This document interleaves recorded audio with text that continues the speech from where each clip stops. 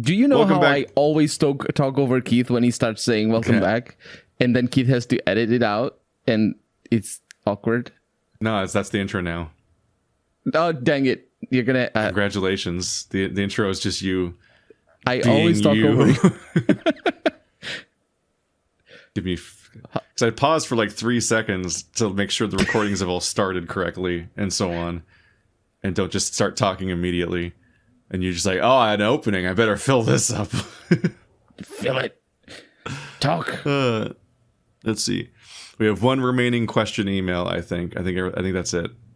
So Finn Icebear asks, so I've been following your videos for a few years now, and I've always surprised by how consistently you're able to put out content. I'm someone who is working constantly on short-term and long-term projects at the same time and have to get too overwhelmed and end up dropping things that I really wanted to complete or not even letting myself start new things to begin with.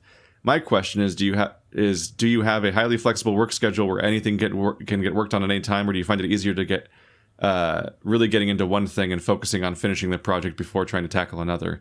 I haven't found anything that works well for me yet, but hey, that's how the ADHD dice roll. Ooh, I don't know what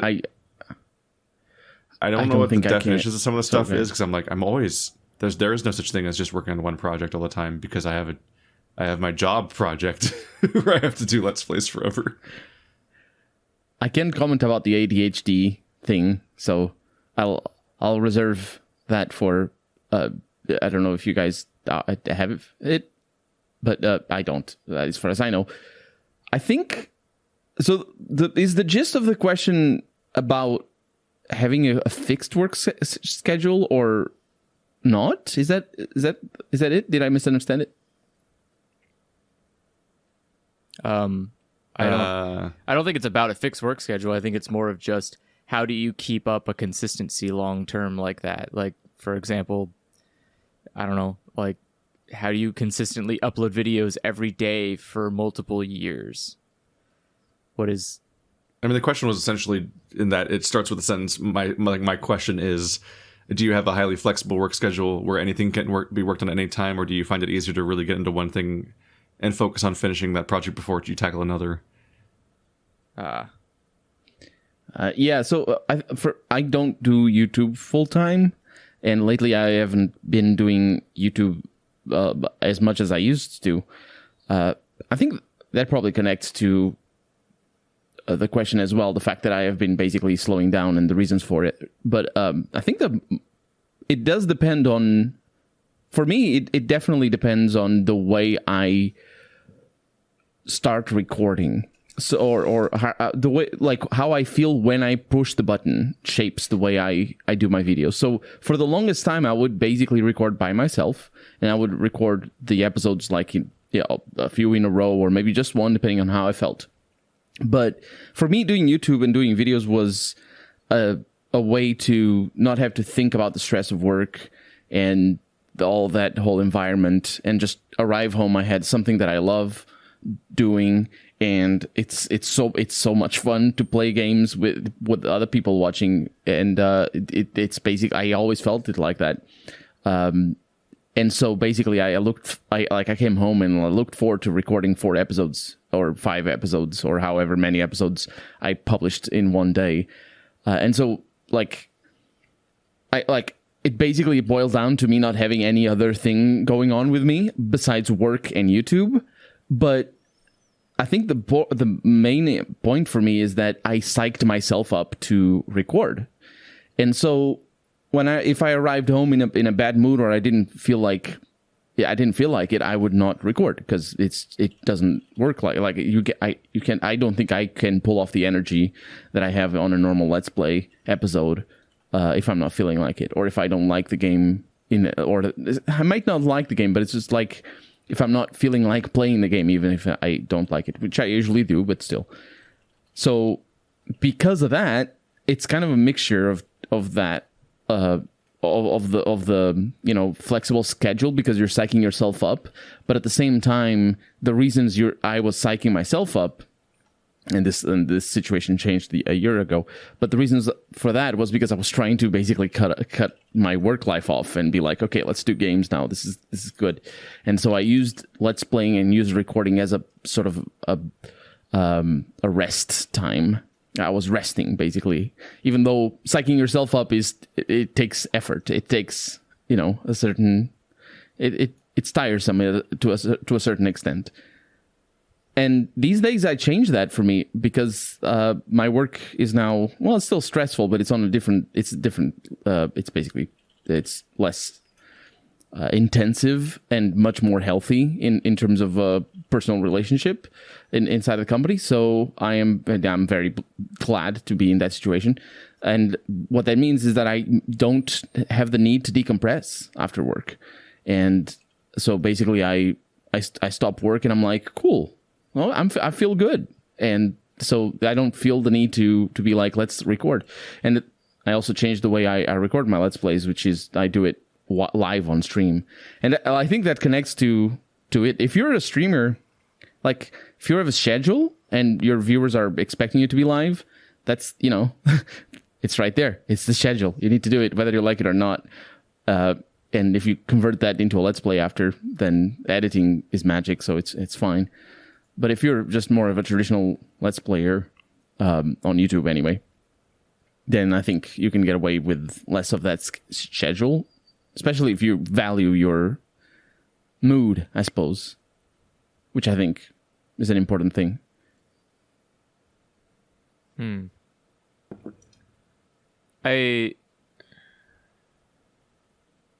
trying to think for myself, which is hard. It's very hard to have independent thought. I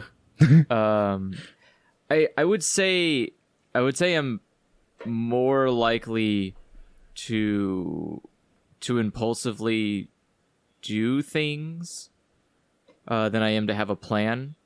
Exactly. Like I don't have like a rigid plan for things that I start often. It tends to be something that I'll do the planning while we're live kind of deal. And but it's different when it comes to like Let's Plays, where I have at least I think I have a more consistent or I try to keep things more consistent in that way. The question's weird because like I'm thinking just in general, when I am doing something, it's mostly impulsive. There isn't like some grand plan. There isn't it doesn't go much beyond like time and date is when it will start. And then everything from there is kind of just what happens.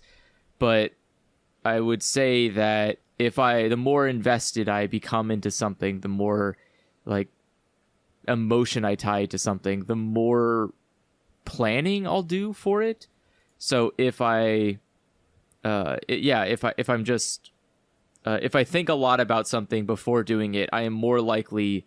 And that's how you like build more emotion into something. Is the more you think about it and you build all these expectations, like then I'm more likely to be more organized about it, or I'm willing to sit down and come up with a schedule and come up with a plan and be consistent with it and figure out what I need and all that stuff. Whereas, if it's just like if I just look at something and go, that sounds like fun, and just do it, then I may not finish it. I may not follow through.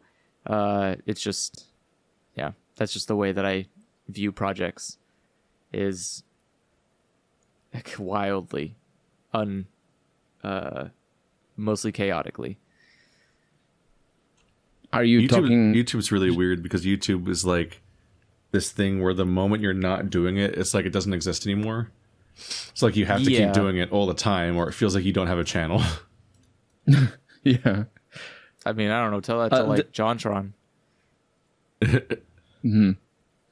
Andrew, when you talk about projects, do you mean just because it sounded like you're not just talking about YouTube? It sounded like you're talking about other things as well.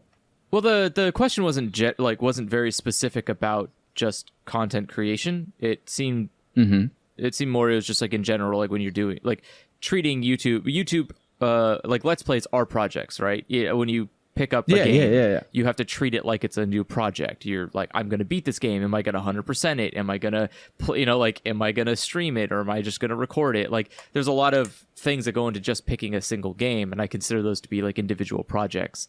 But also just anything in life, something. I'm just trying to think of like even I want to read a book.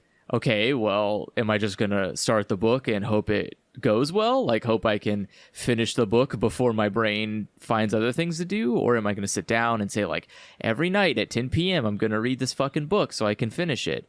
I think that, I try to treat, or I like to look at everything as a project because with I don't know, for me, with, like, ADHD, you kind of sometimes need to do that, or else if you just let your brain come up with what it decides will be the conclusion, or like the process to go with, it often won't be anything. Your brain will just decide arbitrarily and very uncaringly that it is just over now. We have like ceased caring about this thing. We will not remember it. I will not remind you that this thing exists. I will just focus 100% on something else. And so yeah, I asked because it did sound like you were talking about more than YouTube, and I think that's healthy to see things as projects. The trick, I speak as somebody who doesn't have ADHD, but I do struggle with starting projects and not finishing them, or I watch a YouTube video about, I don't know. It doesn't happen too much, but it does happen. Like this year, I watched the YouTube video about mountain bikes just on a whim, and I was like, oh, this new technology and like the new bikes, they're pretty cool, because I had a mountain bike like 20 years ago. That's nothing compared to the new ones.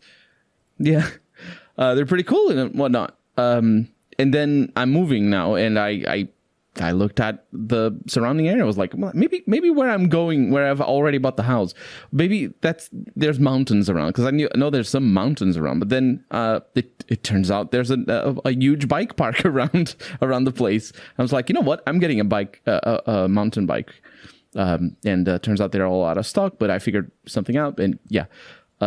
So that does happen on a whim, starting a project. But just to like bring it all back to my initial point is, I think it's important as well to be okay with reassessing your goals. And I'll give an example. If reassessing your goals in the spirit of getting things done, sometimes it's okay to not do something just so you can do something else instead, especially if you have too much on your plate.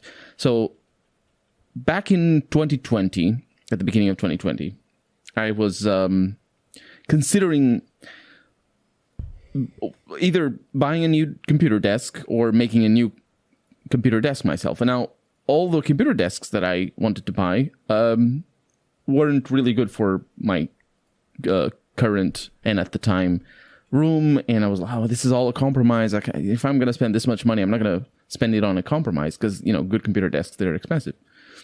And so I started looking at carpentry stuff, and I'm like, maybe I can make it myself. It's not, I have some experience. Not finishing is a bit of a scary thing, but cutting wood and like doing all that stuff, I can do that. I can do that. And there's so many YouTube channels dedicated to that, and they're all done in a way that convince people that anybody can do it, and anybody can do carpentry stuff. It's just not as good as they make it look. I was gonna say, you're describing my brother, who is perpetually doing carpentry now and is often picking up entire hobbies off of YouTube. Mm-hmm. So what happened to me is I had a budget. I did all the research. I had a budget. I knew what tools I was going to need. I knew the shortcuts I was going to take, so I didn't have to have a table saw or like all sorts of things that are specific for for example, making joints. I knew I had my project, and I still have it, but I had my project where I didn't have to make joints, so I didn't have to learn. That's tricky. I would just I had the table all set up and configured in a way that would work without joints, and it was a solid project for €500. I had things down. That's wood, that's tools, everything included. I was good, and I bought some tools. I spent €150 on stuff. And one of the first things was doing a hack it kind of thing with a circular saw, where you can use a circular saw as a substitute for a table saw. And if you don't know what those are, circular saw is the stuff that you usually use to like cut pallets outside, or like you can cut tape. Big loud one. They're all big and loud. It's the one that you can pick it up by your in your hand and use it as like a. I don't remember the name of the other one, but yeah, it's a round circular saw. Keith has to not record for the next few hours because someone's using a circular saw on this block. Yes, that is exactly So a table saw is like a circular saw but inverted. So it's the circular saw turned upside down and it's on a table, and you can use it with things. So there was this channel with a brilliant video about how to turn your circular saw into a table saw. And I was like, oh, for 60 euros, I can just, get some wood and do this thing and save a lot of money. And I got my tools going. So that was like the first step of my project, besides just buying a couple of things. And that first step turns out that the video overly exaggerated how solid and sturdy the hacked together table saw was. And I was like, this is not good enough. So I have a circular saw. This is how people end up dying trying to make the fucking electric wood thing. Yeah. A bunch of fucking YouTubers lie about basic elements and don't warn people about any of the downsides or dangers because they're essentially selling the idea that this is a cool thing. Wow, look at this life hack, and then expecting no one to actually do it. Exactly. So, I mean, I'm not accusing anybody and certainly I'm not accusing the YouTube channel that I saw of like malicious videos or anything. It's just for what I wanted, the accuracy of the hacked together table saw wasn't good enough because the problem was I was doing long stretches of wood for a big table. I was doing it in an accurate enough way that would require some accuracy. So like it wasn't good enough. So like this was like mid-pandemic as well, or at the beginning. So like early on, I was like 2 months into the whole thing. I was like, okay, well, I guess I'm not making a table, and I'm just gonna have to eat the money I spent already. Because if I wanted to do something properly, I would have to buy a lot more money. So turns out I didn't need a new table because I got a new house, so the room is better, and I can buy a table from IKEA. It's fine. But the moral of the story is, if things don't work out right at the start, the usual give up way immediately and never try again. It's not as well. Yes, that is the moral of my story. Give up immediately and never try again. But the real reason why you should do that isn't that. The real reason isn't that you can't achieve things that are difficult, but rather, unless you're really committed and unless you have experience, if you're a newcomer to anything, when there's like a huge thing right at the beginning, you're just going to sink so much time into doing nothing and you're going to get demoralized. Not just for that particular, for carpentry in this case, but for other stuff as well, if you get into whatever different things are. So it's important to finish what you start, but it's also, in order for you to do that on a regular enough basis, you need to pick your battles. I think that's my recommendation. Don't buy a circular saw for a table saw. Just get a table saw. They're only 3 times as expensive. It's not that much. I promise you. If you're, yeah, it's fine. Get the table saw, the cheap one from DeWalt's or whatever. I don't know the brands. No, I think it'd be more safe to just make it out of a screwdriver or just a drill. Just get an electric drill, put a saw blade on the end of it, and then put like a piece of wood over on top of it, and then just cut a hole using the saw into the wood, and then fit the saw over that hole. And there you go. Look, now you have a perfectly good, easy to use table saw, and you didn't even need to spend. It's like a dentist. It's like a dentist thing, but with a huge saw. It's tools are like rough. Death. I think there's I don't know. Tools are one of the most annoying things to me, just because it feels like if you go to like any kind of tool you go to like any kind of home improvement store, it feels almost like every single tool is the exact same goddamn tool. You look at a saw, and you look at a saw from one company and a saw from another company, and you hold them exactly next to each other, and you go, wow, those are saws. They are just the same fucking saw. This one is green, this one is red, but they're both just saws. But that's because you can't tell. It's tricky. Well, that's the thing. It's like, I can't tell, but when I go online and look at videos, it doesn't seem like anyone else can tell either, because everyone says the same thing about each saw. So like, oh, well, can you tell me about this brand of saw? It's like, yes, it can do this, this, this, and these are its downsides. All right, tell me about this other competitor saw. I was like, okay, it can do this, this, this, and has the exact same downsides. I'm like, well, what is the feature of this saw then, besides its brand name? Like, the blade is interchangeable, so I can just put whatever blade I want on it. It's just a vehicle. It's like the shell of a car with no tire or engine in it, where you're like, okay, well, that shell looks fancy. Can I use it? And someone just goes like, yeah, but I don't think you're gonna like that grip. That grip has a little bit of funny bumps on it, and you're like, oh, okay, well, is there like a cataclysmically? You're spot on.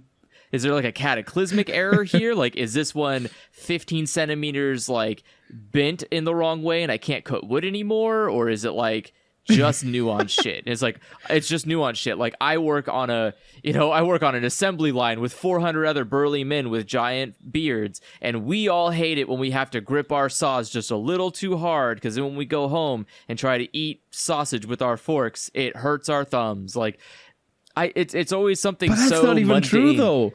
But it's always something it's always like something so mundane though. Like, you look at two different tools. Like, I have a drill. I went to buy there was a sale going on, and I could get these like two items I've been looking for, which one was a hand vacuum shop vac.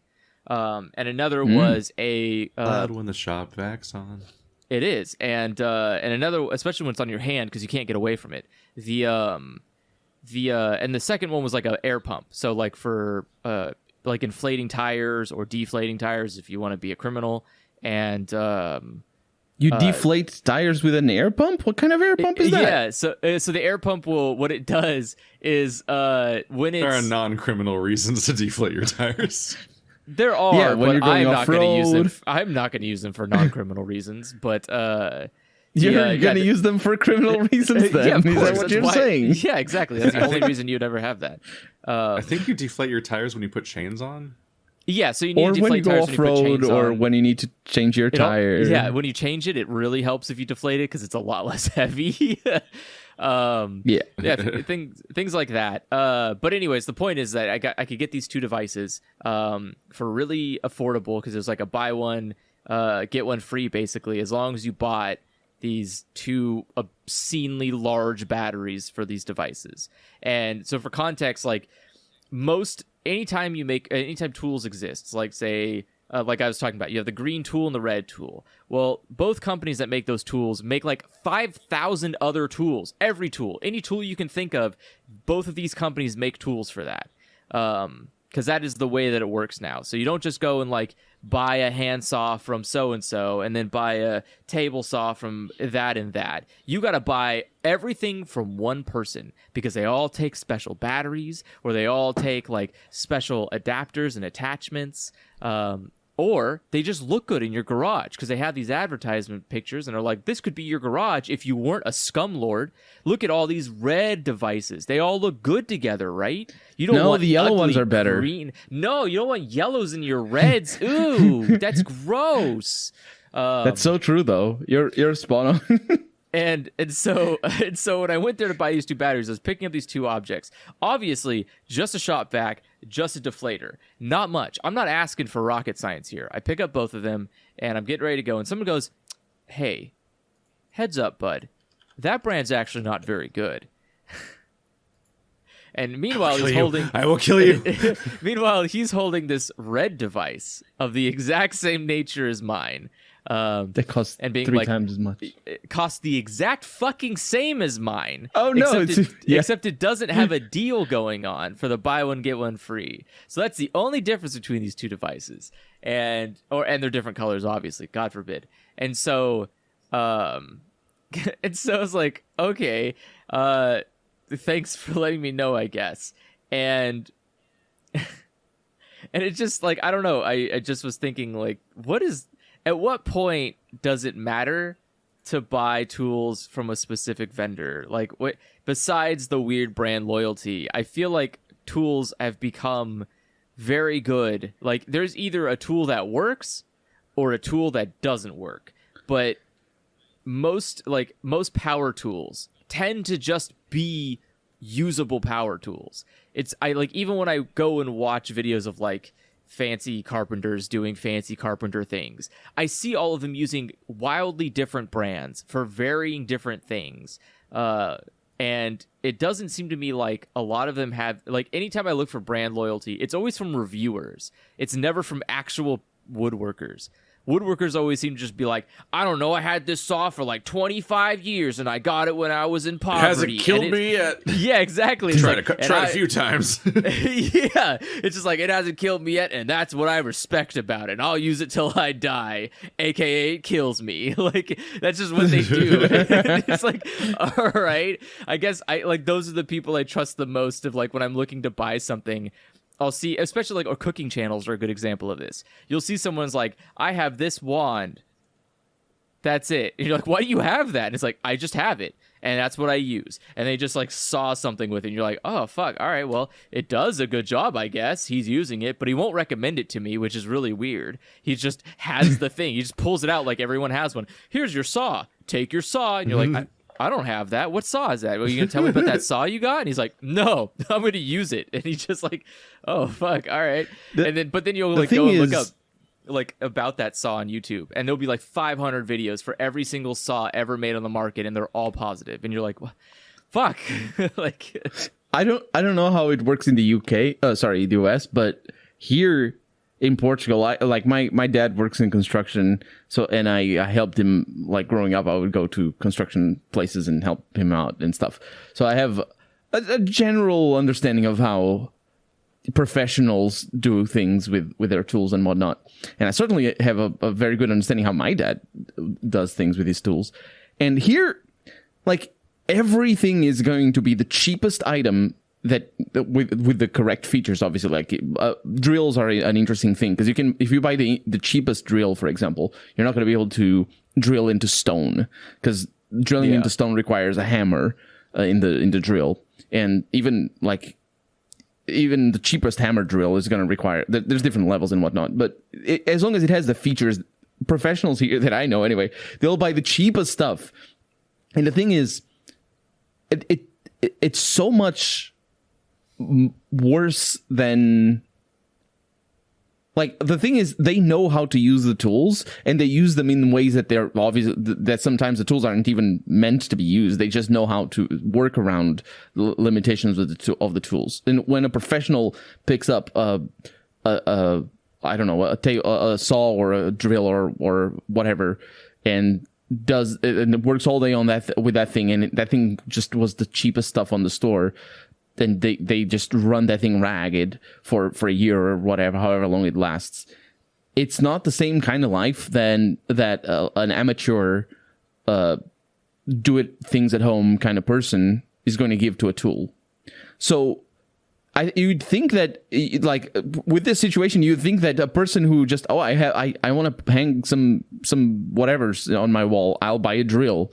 And I'll buy the cheapest one, because it doesn't matter if it doesn't last very long, because I'm not going to give it a hard life, right?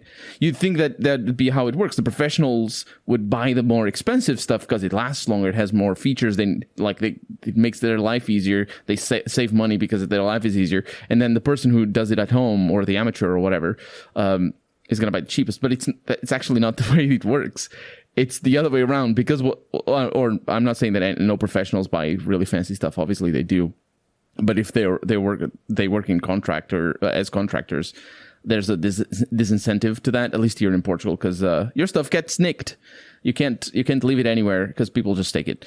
And unless the construction site is like secured or anything. But yeah, if you're just a general contractor, it's kind of a problem.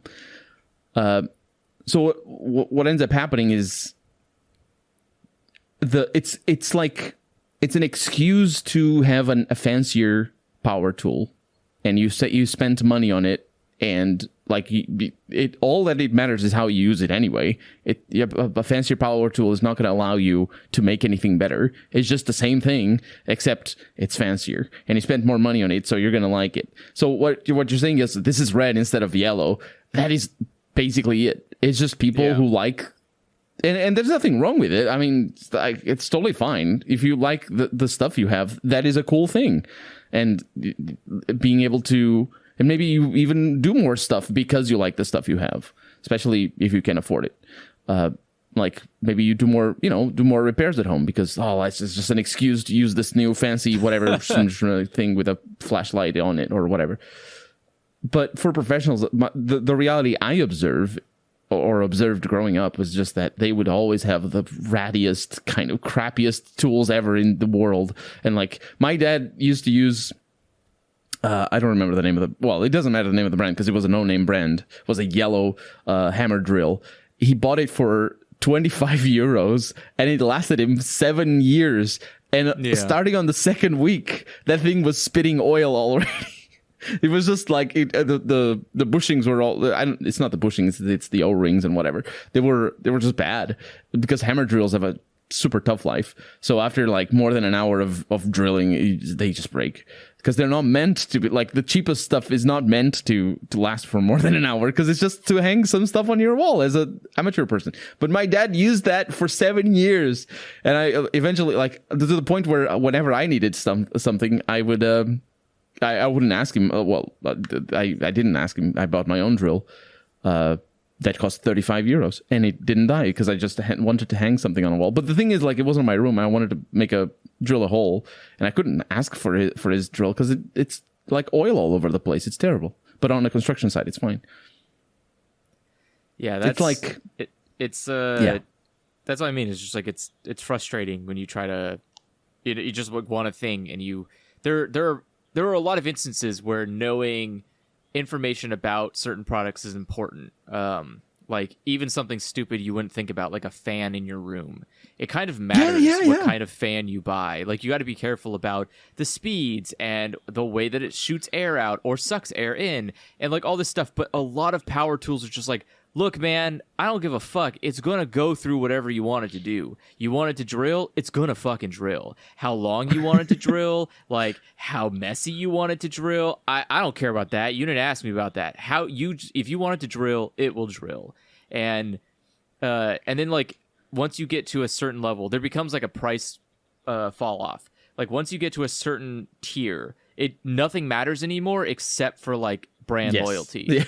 Like you're not buying anything extra when you pay like $700 for a table saw.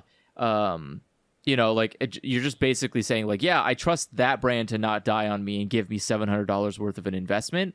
But who cares, man? I've used saws in like workshops that have been there probably since saws were invented, and they're fine. They just keep spinning, and it's all down to how you use them. It's the skill. It's not about the tool. And it's a tool too. And tools are mostly about maintenance.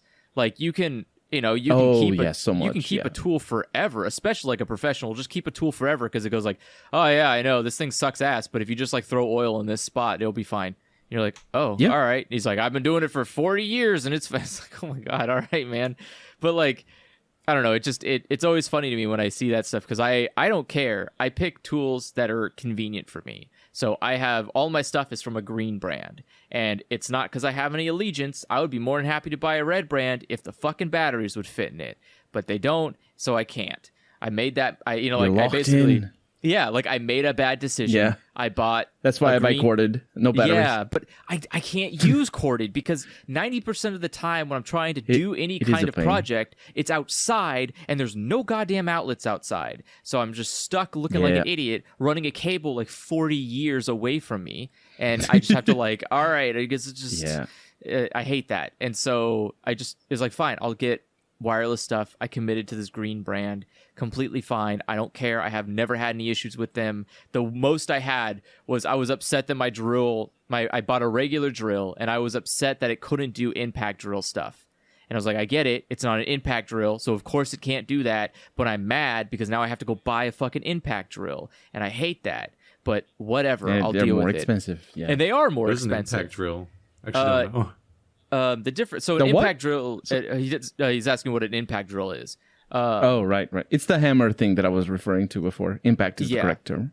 Yeah, impact drills are basically just. It's a so lot of the normal force. drill does the sound, where the hammer drill does the sound. Yeah. They actually, the impact drill, they can also just act as impact with like a chisel thing instead of a drill thing, but it's for stone basically. So for context here, it's the speed at which it spins the drill bit. Is a regular drill spins it at a certain cap. If we're doing stone, I'm calling someone else. Oh yeah, that's a good. That is how you do it that. actually. So for context here, an impact drill is really good for say concrete. You want to drill a hole into some concrete so you could put like a fence beam into it. You don't know. Want to drill a hole in concrete. I'm saying it's fine. It's not a big deal. It's not a problem. It's really easy to do. Or impact drills are really great for putting like sheetrock on. You want to put sheetrock on a wall after you've burnt a hole in it and you need to replace it so no one knows. Sheetrock or a impact drill is gonna help you out there. It'll go right through a stud. Just boom, boom, boom. Fantastic. No effort. Impact drills are great when you don't want to be sitting there pushing all of your entire body force and maybe your neighbor, if he's nice enough to, into a fucking drill just so you can drill through something. An impact drill just says like, I don't know what that is, but it's gonna get a hole in it, and you just put a hole right through it. The thing with the impact drill is that you can turn it off. So you bought your old drill, but the new drill basically is like the old drill except better. So you if you're gonna buy a drill, get an impact one because they're toggleable. Actually, this has layers.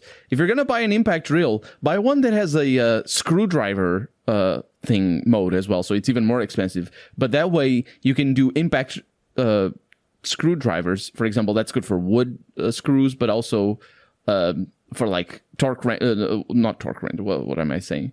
For taking your tires off or taking the wheels off of your car, and just like because it's better because it's not gonna slip. It's just like they're super good, and they work with the impact thing. But they need to have like a special mode for that. You shouldn't use your impact drill with a screw if it doesn't have a screwing mode. You're gonna break things.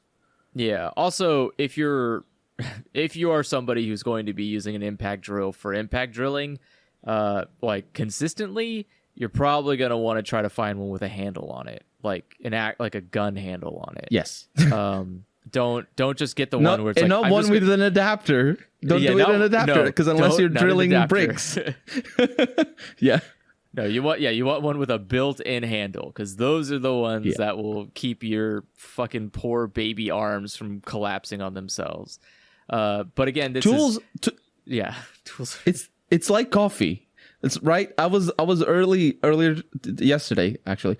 I was like, so right now the way I drink my coffee, I have this high pressure little coffee machine that I put the coffee dust. What's it called? Coffee grounds? No, not the grounds after it's grinded. Yeah, the grounds. We call those coffee grounds. When you're talking about after it's been the beans have been grinded up. Oh, really? I didn't know. Yeah. We call it coffee grounds. Yeah. So I put it in the thing, and it just does the coffee like that. And oftentimes I just buy pre-ground coffee, but I sometimes get beans we have a coffee shop around here, and I get like this €6 bean that's a little bit more expensive, and I like it. But I only really like it if it's freshly ground. The thing is, my coffee grinding machine is big, and it's meant for you to just dump the whole thing because it's an old coffee grinding machine from when I was a kid. It's meant for you to dump the whole bag in and just do the whole thing immediately, and that's it. And so I'm moving houses, and I was like, okay, I need a coffee machine because the one that I have is going to stay here with my family. I need a coffee grinder. And I was looking at the coffee grinders, and I did the mistake of, or not mistake, I did what I think any person tends to do, which is sort by price, lowest first, look at what's up, look at the prices here and see, start to budget things. Cheapest coffee grinder, €15. And I was like, that seems a little bit that's too small because it's like a tiny one. But maybe that's good because I'm gonna live by myself. Maybe I'm gonna freshly grind my beans every time. It sounds like what a fancy hipster would do. That I'm down for that life. But 15 euros not that much. I started scrolling down and they go up 25, 30, 40, 50, and I'm like, okay, let's sort by the highest price. And I don't remember the price exactly. It was easily more than 300 euros for a coffee grinder. And it's just a grinder. And it's individual things. And I don't know what features it has, but I don't care because I'm not spending 300 euros on a coffee grinder. I budgeted for the 25 euro one. And I don't know if it matters. Maybe the 15 euro is better. I mean, or the same, I should say. Just like with tools, you can use a drill to grind your coffee if you want to. You can get a... Oh, yeah, I've seen that. I've seen YouTube videos where they do that. Yeah. God damn it. Oh, so if you're gonna buy a drill, you should also buy one with a coffee adapter. You should get a coffee grade drill. Yeah, exactly. Just get an attachment for it. Just find a way to solve all your problems with drills. You get a drill powered microphone for your Let's Plays. You just drills are really powerful. Drill shower head. It's easier for the mic to pick up audio when it's spinning around because then it's getting it from all degrees, right? It's catching all of it like Sonic in the half pipe. Exactly. So fucking stupid. I hate every part of my life where I have to try to make any kind of choice around anything technical or like hardware related. And I try to skip that as best as I can because every single time, first of all of the official things you can look at that give you any information about anything are the people trying to sell you the stuff, so they're useless. But then everybody around you is like a weird mix of brand loyalty and like identity shit. Like it's like people are still mad about that for last time I talked about this, but it's the fucking like the correct way to cook steak and stuff like that. Like weird opinions that are like practically memes. People are mad about that? Oh yeah. Yeah, it's very important how to cook a steak. What? Well, that was the furry episode, and so that was like, oh, you let people live how they live and make their own choices and whatnot. But then you dared in the same episode to say that people should cook food, and I'm like, this is not the contradiction that these fucking like dozen comments seem to think it is. This is not the gotcha. Like, swear to God. It's I keep getting really stupid comments on that one, but like, there's just. Yeah. I can imagine. Or just like weird elements of like, oh, you shouldn't get that kind of car. That kind of car is for lesbians and like these bizarre like attached. Yes. You didn't grow up.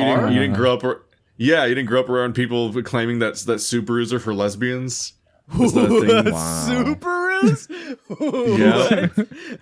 Wow. There's so much bizarre brand shit. What do you mean Subarus? I don't know. I don't understand masculinity or half of how people identify their consumerism as part of their personality and shit. No, not gay, lesbian specifically. Oh, here it is. First article. Are Subarus... how Subarus came to be seen as cars for lesbians. What? 20 years ago? How? What the fuck? There was an Impreza. This bizarre apocrypha bullshit. It looks like it was like Impreza, isn't it? Yeah, it was made during the time that everyone knows as being the best in human history, the 90s. They were the best time, weren't they? Okay, I'm sorry, I'm trying to see like it depends a lot on who you were. What is That's fair. That's actually very fair. What does an all-wheel drive vehicle have to do with lesbians? Like what? Oh no. It's because that's just a weird a weird demographic of people who bought cars or Subarus. Like, there just happened to have been. We did research and found pockets of the country, like Northampton, Massachusetts, and Portland, Oregon, where the head of household would be a single person and often a woman. It's just like an article, maybe, and they ran with it. It's just some marketing person said, it's kind of weird. It looks like a lot of women buy Subarus for some reason. Because maybe they're lesbian? Like, what? Yeah, masculinity is fucked. It's noise. In But general, it's just like, I dropped the toxic. It's just the whole thing. Throw it all out. it's just whenever no, you have to I'm make a kidding, technical obviously. choice that's expensive about hardware of any kind, there's always this really frustrating dynamic where like everyone involved is an untrustworthy source, but also people are weirdly prideful about their opinions, and so they have like a bunch of like go-to conversations they're just used to having about the exact thing. So the moment you bring it up, they just kind of launch into this tirade about a bunch of shit that means nothing to you because they're not like actually talking to you. They're just kind of like doing the dude explaining thing where they just like go on about their nerdy shit because everyone's a nerd about something, I guess. But like, you're just like, I'm not getting anything from this. I have no idea what you're fucking talking about. And it's like the act of making the whatever correct choice is always like this behavior of trying to become like an expert in an entirely new field. And it's like, I just want to get a fucking camera or something. Like, I don't want to learn about old cameras. And so I can learn about all the things that I need to know about cameras. And it's like, I like barely knew the handful of like things of like what aperture and whatnot meant when I worked at Best Buy and had to sell cameras. But like nowadays it's like, what are all these really specific things you got to know about? Like this setting puts a red outline around things that are in focus or whatever, but like you don't know what to even ask for or what to know to look for that's useful in a camera or what features to check for because you don't even know what they're called. So you just have to like from the ground up do like hours or days of research to figure out a bunch of features that you don't even know to ask about in the first place and so on. Or you do what I do, which is I just DM'd Zoe B on Twitter and was like, "What camera do you use?" And then I bought that camera. Damn. You And, like, did an influencer. No, Yeah, the That's other just what way. I do. I just on a regular You got basis, influenced. I just poke another YouTuber or I look at their behind the scenes videos and I find their equipment and I just buy that because it's so much easier than just being like, I'm gonna spend this whole fucking afternoon becoming a fucking expert in its whole new field instead of working on anything that I actually want to work on. Well, what you're And then doing is just eating the.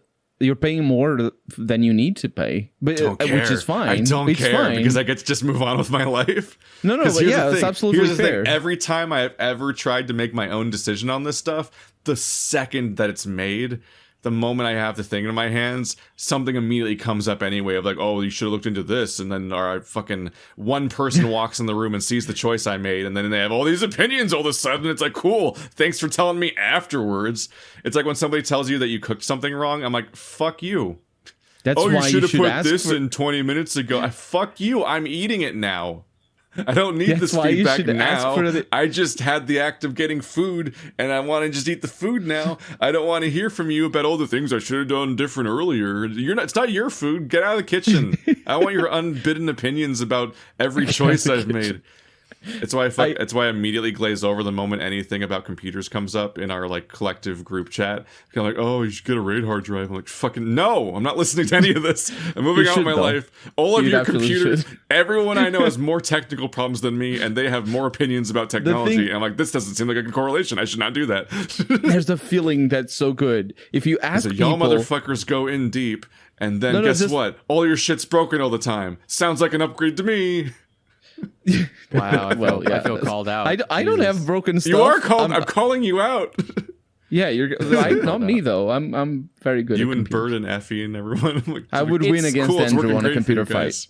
So there's a lot that goes into this. I think it's not just that how do I explain this well? There are a lot of benefits to going and having more complicated setups.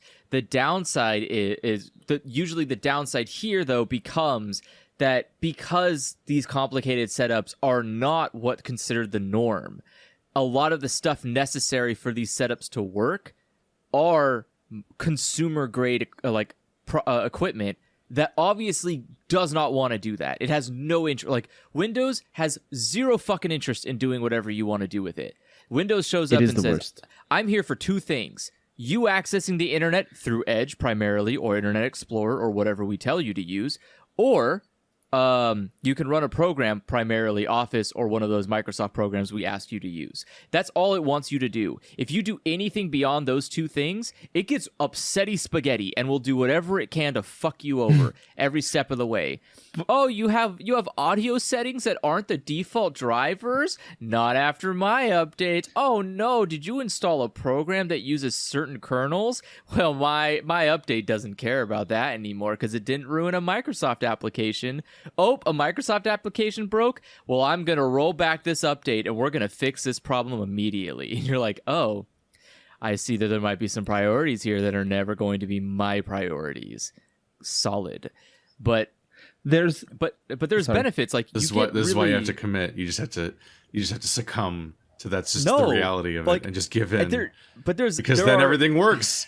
You get to have everything work all the time. It's great. Every day my shit just works.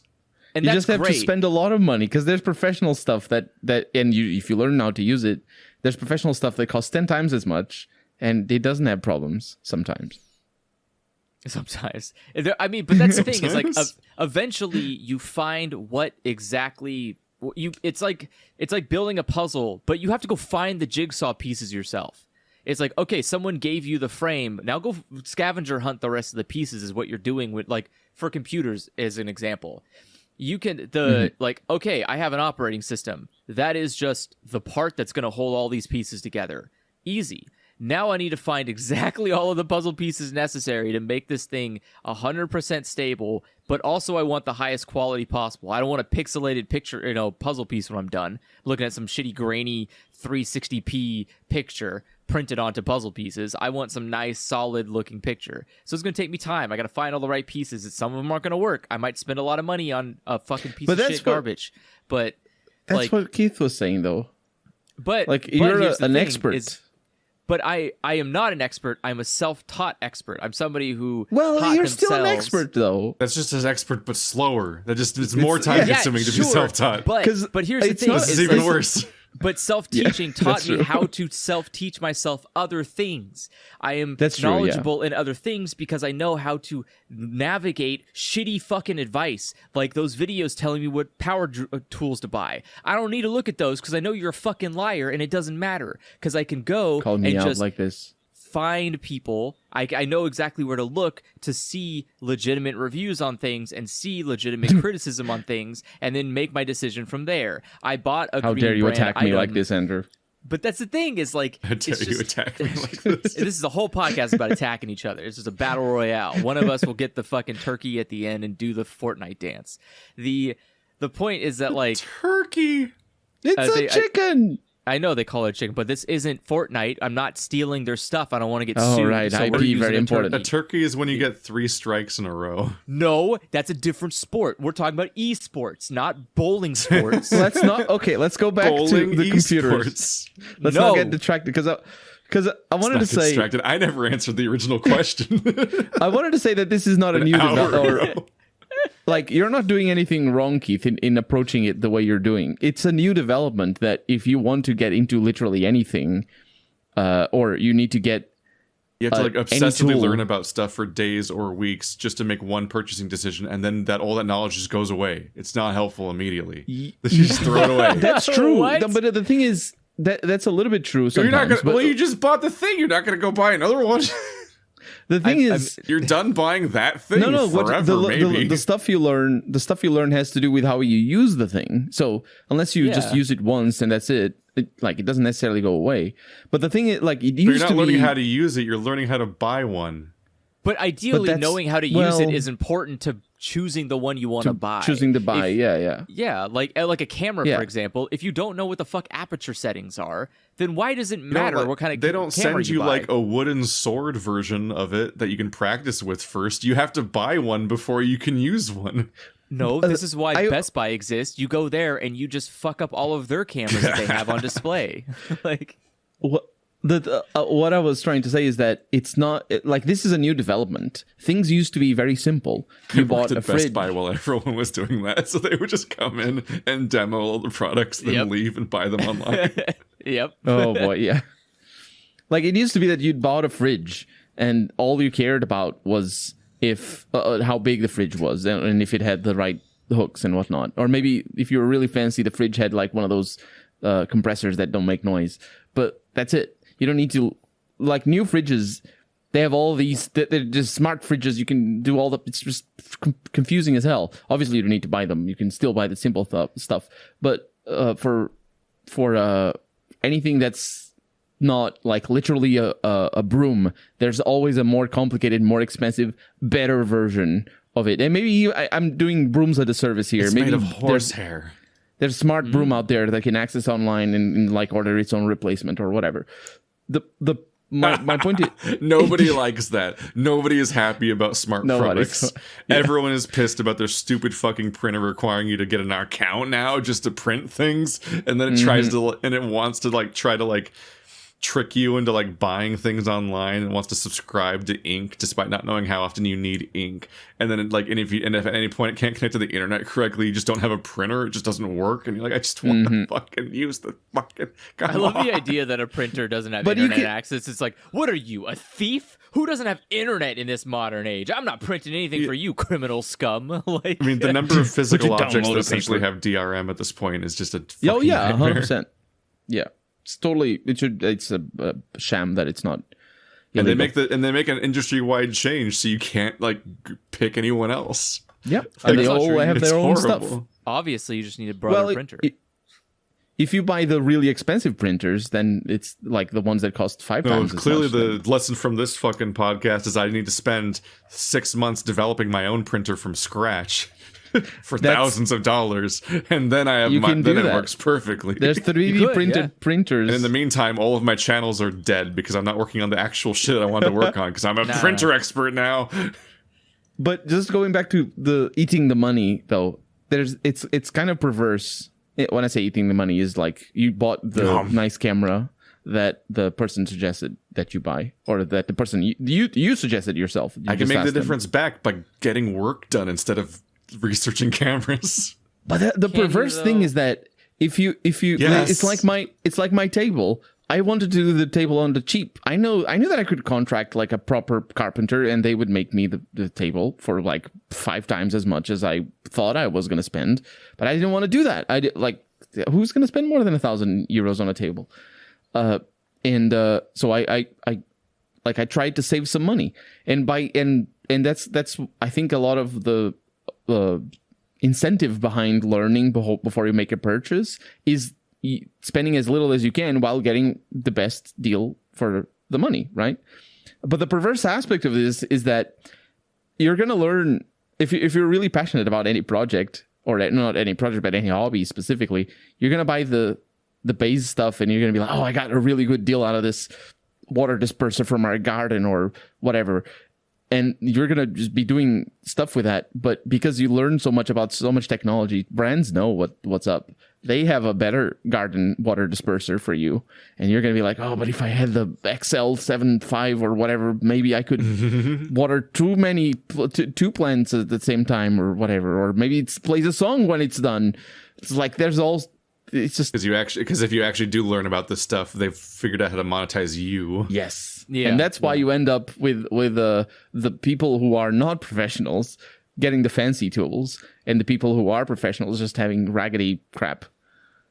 Yeah, I mean it is a balance between function over features. You need to know what things you're paying for, right? Like what part of the price tag is because you're getting a feature you don't want versus because you need a thing. Like I've seen like, again, going back to tools because they're the easiest example of this, is that like I've seen tools that offer a lot of adaptability in drill bits, for example. Like, oh, we can support all these different drill bits, and also we have a flashlight.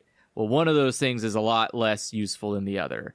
Like, a flashlight is a feature, not a function. You don't need a flashlight on your drill. If you need one that badly, I promise it's really handy, though. It is. Oh, it's super handy. But I promise you that if you just duct tape a flashlight to your drill, it will accomplish the exact same outcome.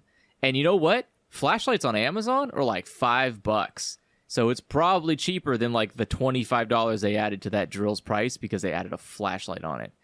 And that's those are the things you got to parse through. That's generally what it's not even a flashlight. It's like an LED. like a little.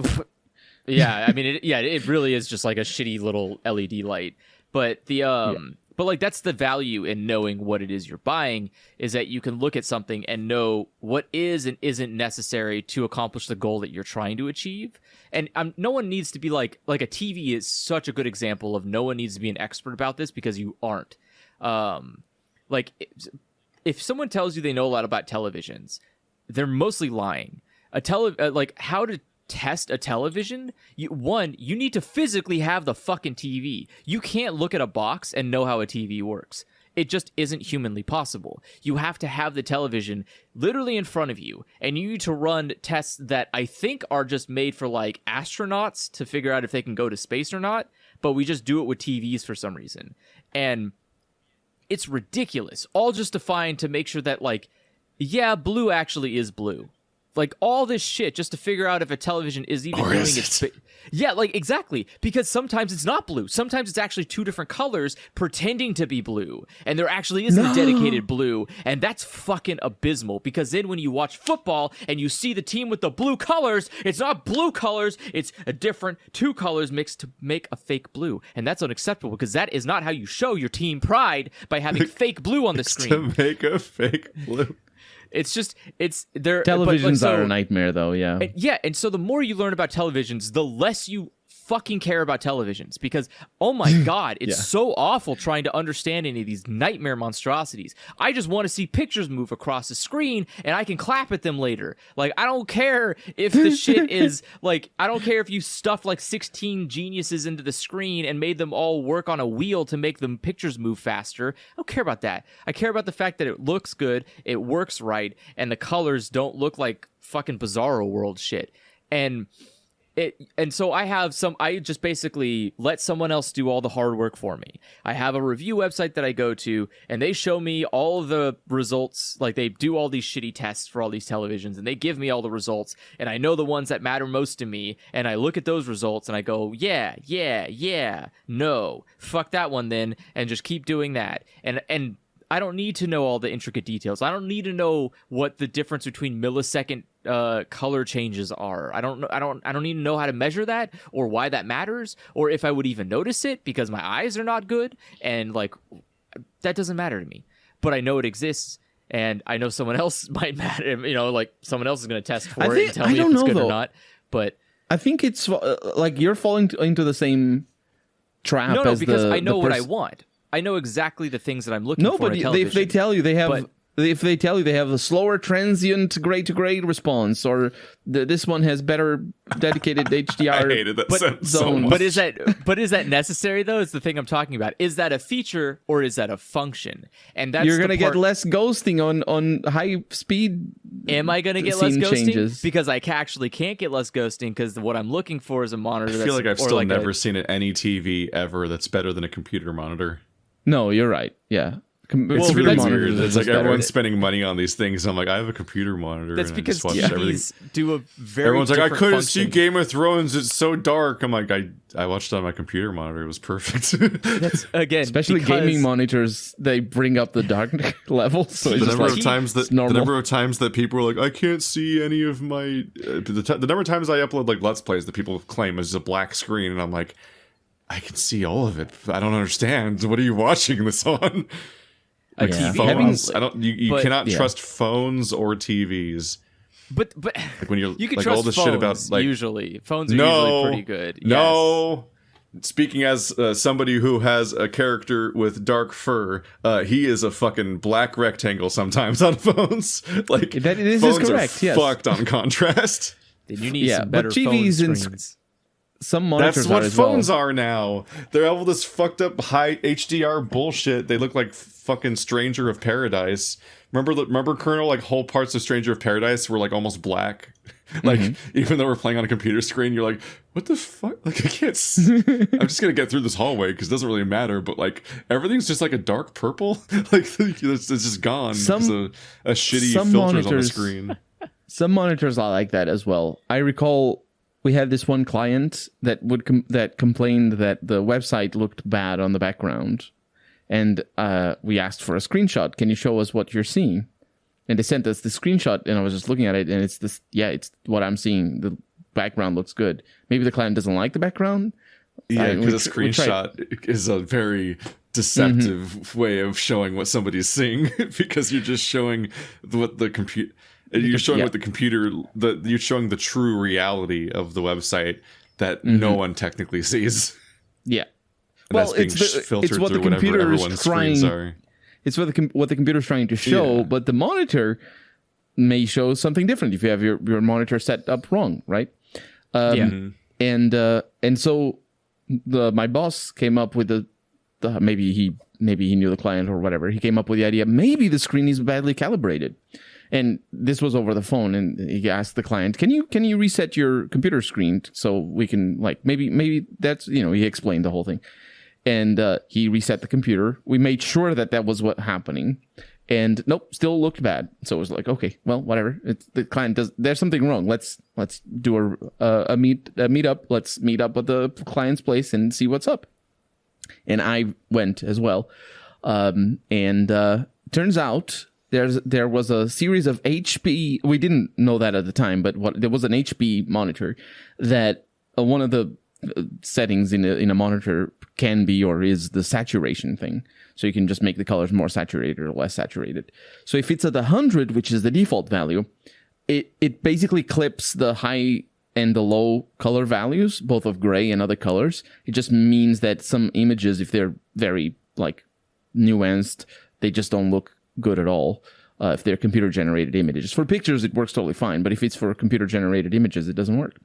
So basically, the 100% was too saturated. Or not 100 because it could go above 100, but so basically we had to just put it at 99 instead of 100, and everything worked fine. And we figured that out at the time, and it wasn't a nightmare because it took forever for us to do that, and we had to go to the client's place and whatnot. But later on, like a year or so after that, my boss bought a new screen for his work computer, and it was an HP of the same series. He had forgotten totally about that whole debacle because he has other things to think about. And he himself asked me, "Hey, this website looks bad." And I'm just like, dude, you're spending your entire day looking at websites that look bad. Why do you pick on the hours? You have to figure things out that things look bad all around, not just in our website. And I went there and, it's just, even monitors can be bad. You're saying that monitors look good, but if you go for cheap stuff, you can get some lemons. Yeah, no, I always buy. I've bought AOC monitors for the last few. Yeah, they're pretty good. And I mean, you do have to be a little bit nicer here. My frustration is just they very slightly don't match. That's totally fine. Because I never upgrade my monitors at the same time. I'm always replacing the one that's going out. I'm like, I really it's a stupid expense. There's no reason to do it. But I always a little bit want to buy both new monitors at the same time just because then they'd match perfectly. They wouldn't, though. They wouldn't. Even monitors of the same... It's different. No. They need to be calibrated. Yeah, and the thing with the calibration is... I cannot get them to match. I've tried. No, it's very difficult. You need machine. Something about their contrast will never be exactly right. So if the same thing's on both screens, you can see the difference. A lot of screens are impossible to calibrate just using the on-screen controls. Yeah. Unless they're really advanced ones that give you access to gamma curves and whatnot. It's basically a fool's errand. You need to do software. See, Keith, you would know this if you spent more time dedicated to learning how monitors worked. You could be a master at calibrating the contrast. Expert. I have 3 monitors. They all look different. And 2 of them are the same brand and same model. But they look different. And I don't care. Womp womp. It's fine, though. As long as they look good individually, you're good. It's fine. I use them differently. I know one of them looks a little bit darker than the other. I was like, okay, let's edit this image over here, and then let's move it over there, see if it's still good. It's good. We're good. We're golden. There's a lot of there are some pretty good consistency tests you can get that will, but they're mostly for color. Color is the easiest one to get. Yeah. Trying to get other stuff like brightness is always a big deal. It's just the annoyance of obviously it's just a limitation of technology. You can't make the exact same thing every time. There will always be minor differences that fuck it all up, especially a monitor. Like, what kind of monitor did you get? Did you get what's it called? Do you have one that has HDR in it? Because those are different types of pixels than ones without HDR. Like it's annoying. But ideally, when you buy something, you should be knowledgeable enough to know whether or not you're buying something at a reasonable cost. Like you should be able to know when you're spending money if the money you're spending is relative to the value of what you're buying. Like if you're going to spend like $400 on a camera, ideally you should be getting $400 worth of quality out of that camera. And someone like if you can find a camera that has less features on it, but it still looks as good, then are you really getting $400 quality out of that camera? Is the way that I just approach stuff like TVs or even video game consoles. Just stuff like that is, I don't know. I think there is a limit to what obviously people should be expected to have to know about stuff, but also it is we're like, I would say technology is like what food used to be. Before we had like proper regulation on how to gauge quality of food. Like it's really hard for people to understand what a quality product, like what a quality piece of technological product is. When you look at a phone, for example, it is 90% word soup to people. When you see shit like, oh, it's got an IPS display with 400 megapixel camera and 16,000 gigabits of memory, and someone's like, I think I know like one of those things. I think I know what the gigabit thing is. It's like how much pictures I can hold on it, right? I don't know what 16,000 means. Is that a lot? How many pictures can I put on that thing? Like there becomes a limit. I'm so mad that I made it all the way home before I even realized that my new phone didn't have a headphone jack. I'm like, oh, no. Well, that's the way of the world now. Time to buy $100 wireless rechargeable headphones that go inside my ear, but also go inside a recharging thing. And this isn't gross and weird. And also, I can lose them. Yeah, it's great. By the $25 ones, they sound just the same. Terrible. I just love that this became a mandatory like change. Everyone's like, what if we got rid of like wired things forever? They're just gone now. And I mean, there's still some with wire with a thing. Yeah, they're not very good quality though. You're usually making concessions when you get phones, because like a headphone jack is, I don't know. Usually, if you get something with a headphone jack, it may not have something else in return you want. Is like a weird trade-off they always do. Oh yeah. Well, but that's if you're really deep into phones. True. I mean, my sticking point is always SD cards. Like, I will never buy a phone that doesn't have external SD card access, because like I'm not gonna ever buy a phone that has until you didn't.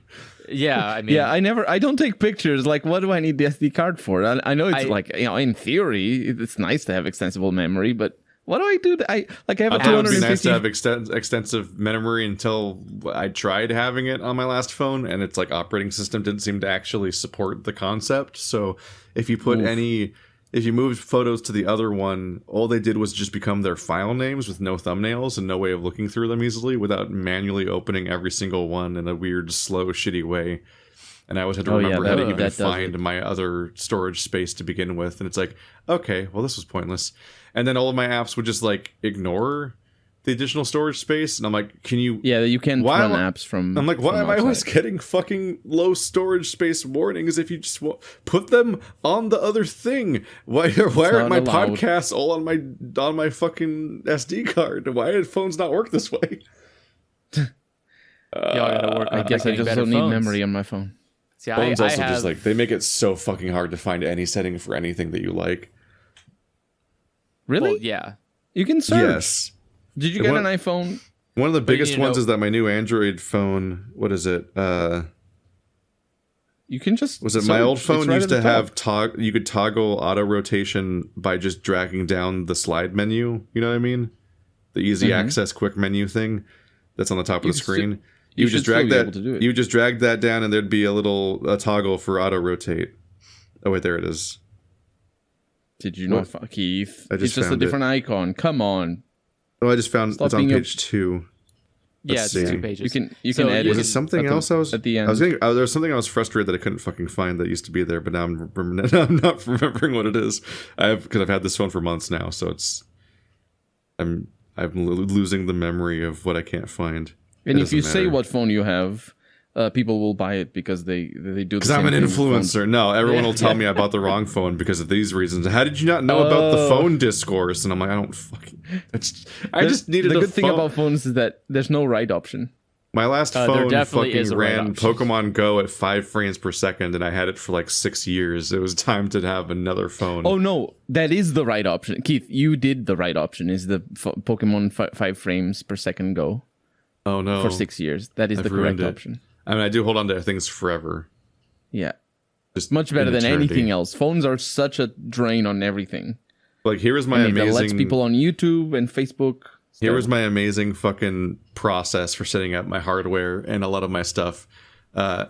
So I set up my equalizer chain and stuff like that in Vegas by just watching a video of Barry editing a Game Grumps video. Nice. And I just like yoink. And He's a then good my editor. my microphone is the one that the Game Grumps use.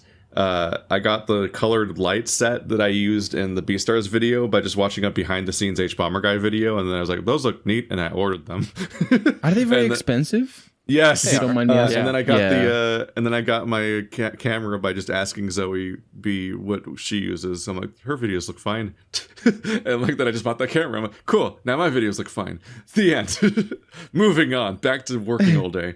I'm not. I tried to get Those lights, RGB lights. yes, those lights are expensive, but I tried being like, I'll put a color filter over my box light and stuff. Like, it doesn't fucking, it will not, does It not doesn't. matter. It just comes It out needs as so white much light power. anyway. It's just- you got the thin filters. Oh, those are for cameras, though. No, I just got like colored plastic. Yeah, you need like And I'm like, it's- this does not yeah. change the color of the light. You And I'm need like- really, really opaque filters and powerful lights to make that Just happen. buy a thing, and then it's a tax write-off, and that effectively lowers my reported income, and then I qualify as somebody who made less money. There is a Fair enough. there's like I That's where my I can- that's how I treat buying like an index. Like that's Fair how my enough. job works. I'm like, it's $1,000, but it counts as me basically having made $1,000 less dollars. So Mm-hmm. there is this I would say this is just a common issue of accessibility of because you can like back in the day buying those lights would be like a problem. Like you couldn't just buy those lights, right? If you They bought didn't them, even exist. well, the lights existed. I'm just saying, like when lights like that existed, you would normally you would Oh, need to be a right. professional to be buying them. Like you're not yeah, just that going to exists buy these lights. exclusively within the industry, and there would be no like public storefront you could order from. Exactly. Yeah, And so I you tried would get getting into it. this- Oh, No, go ahead. I was just saying. No, you finish your thought. I just it's just because everything is so accessible now for anybody, regardless of their level of knowledge or skill. It means that you're like there's almost a rampant decline in quality in products because the average person buying them doesn't know what they're doing or buying. Then it means that obviously you just buy the cheapest or whatever the thing is that like first shows up on Amazon or whatever. And it means that you don't necessarily have to deliver these like high octane quality products anymore. And you can have those. They're just like nestled in a corner. They cost like, a little bit more than they absolutely should because they're basically only used by professionals now. And all professionals have ways to write them off or, justify the purchase. But then like you have this like stream of just shit quality products.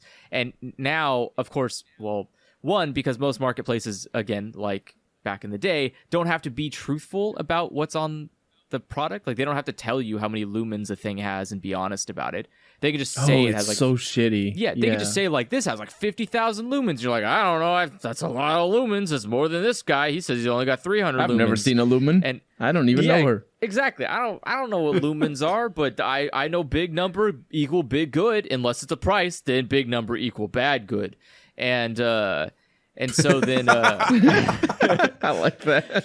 and so you obviously like it becomes this nightmare, and everything's like this: televisions, monitors, lights, like all these products that they're not. And like a monitor, you wouldn't consider something a professional uses, but a monitor is by itself a very complicated piece of technology, or a TV, or even like your mouse is a very complicated piece of technology. And it is important to know how it works to enough of a degree where you can snuff that bad, scammy stuff out. You can look and say like, oh, okay, cool, Yeah, there's a that's a good $15 wireless mouse, but I see that your dumbass is using Bluetooth version 4 and we're already on 6, so don't try to fucking scam me here. I'm not going to buy that. I don't want your shitty low-quality Bluetooth mouse. I would much rather pay $5 extra and just get this one that doesn't look really cool but does have Bluetooth 6, and that's great. I love that. Just like, and you don't need to know intricacies, you know, you don't need to know the millisecond rate or whatever, like the distance between the laser and the desk and how fast you can shoot. And so you can definitely do that esports thing that you saw some guy on Twitch do like 40 times in a row because he has this one Logitech mouse, and that's clearly what's helping him win. It's not anything else. It's the fucking mouse. I have to buy that mouse, god damn it. So like you don't need to do that. You don't need to know that kind of mundane stuff, but you do need to know enough to say like, yeah, well, a mouse, like looking at the weight of a mouse, and you go like, well, that mouse weighs like 0.5 ounces. I don't think What is an good. ounce? Exactly. It's a measure. It's a form of measurement. That sounds foreign or like to me. yeah. Anyways, the point is like if you see a mouse weighs too little, you go like even like a good even a shit quality mouse should weigh a little bit more than that. That means there's literally nothing in that mouse except for like a breadboard, and that's it. Like I don't get that. why you have to have ounces. What, you have pounds already? What's wrong with a pound? Just use a pound. What are you talking about? We have like 100 forms of measurement, and none of them are good. Stop it. Everyone keeps Just telling stick us to that our one of measurements are them. bad, and so we're just keep making new ones, and everybody goes like, no, that one's bad too.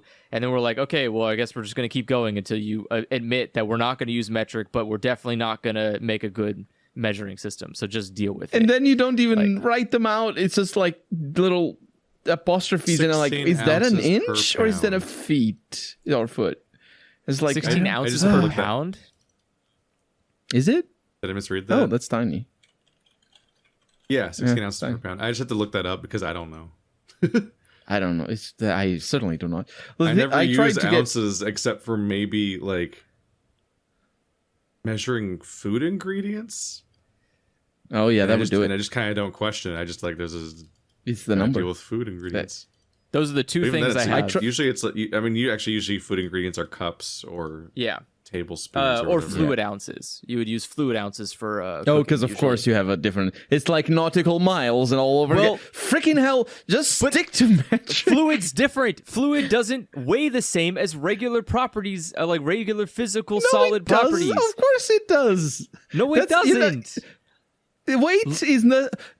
You're thinking volume. Volume is different. Like a liter of beans, which fun fact is where liter first was used. A liter of beans is not the same as like a liter of water. The weight is the same. No. You mash the beans, they weigh the same. Well, yeah. So fluid ounces are just a unit of volume. Oh, wait. Why are they not?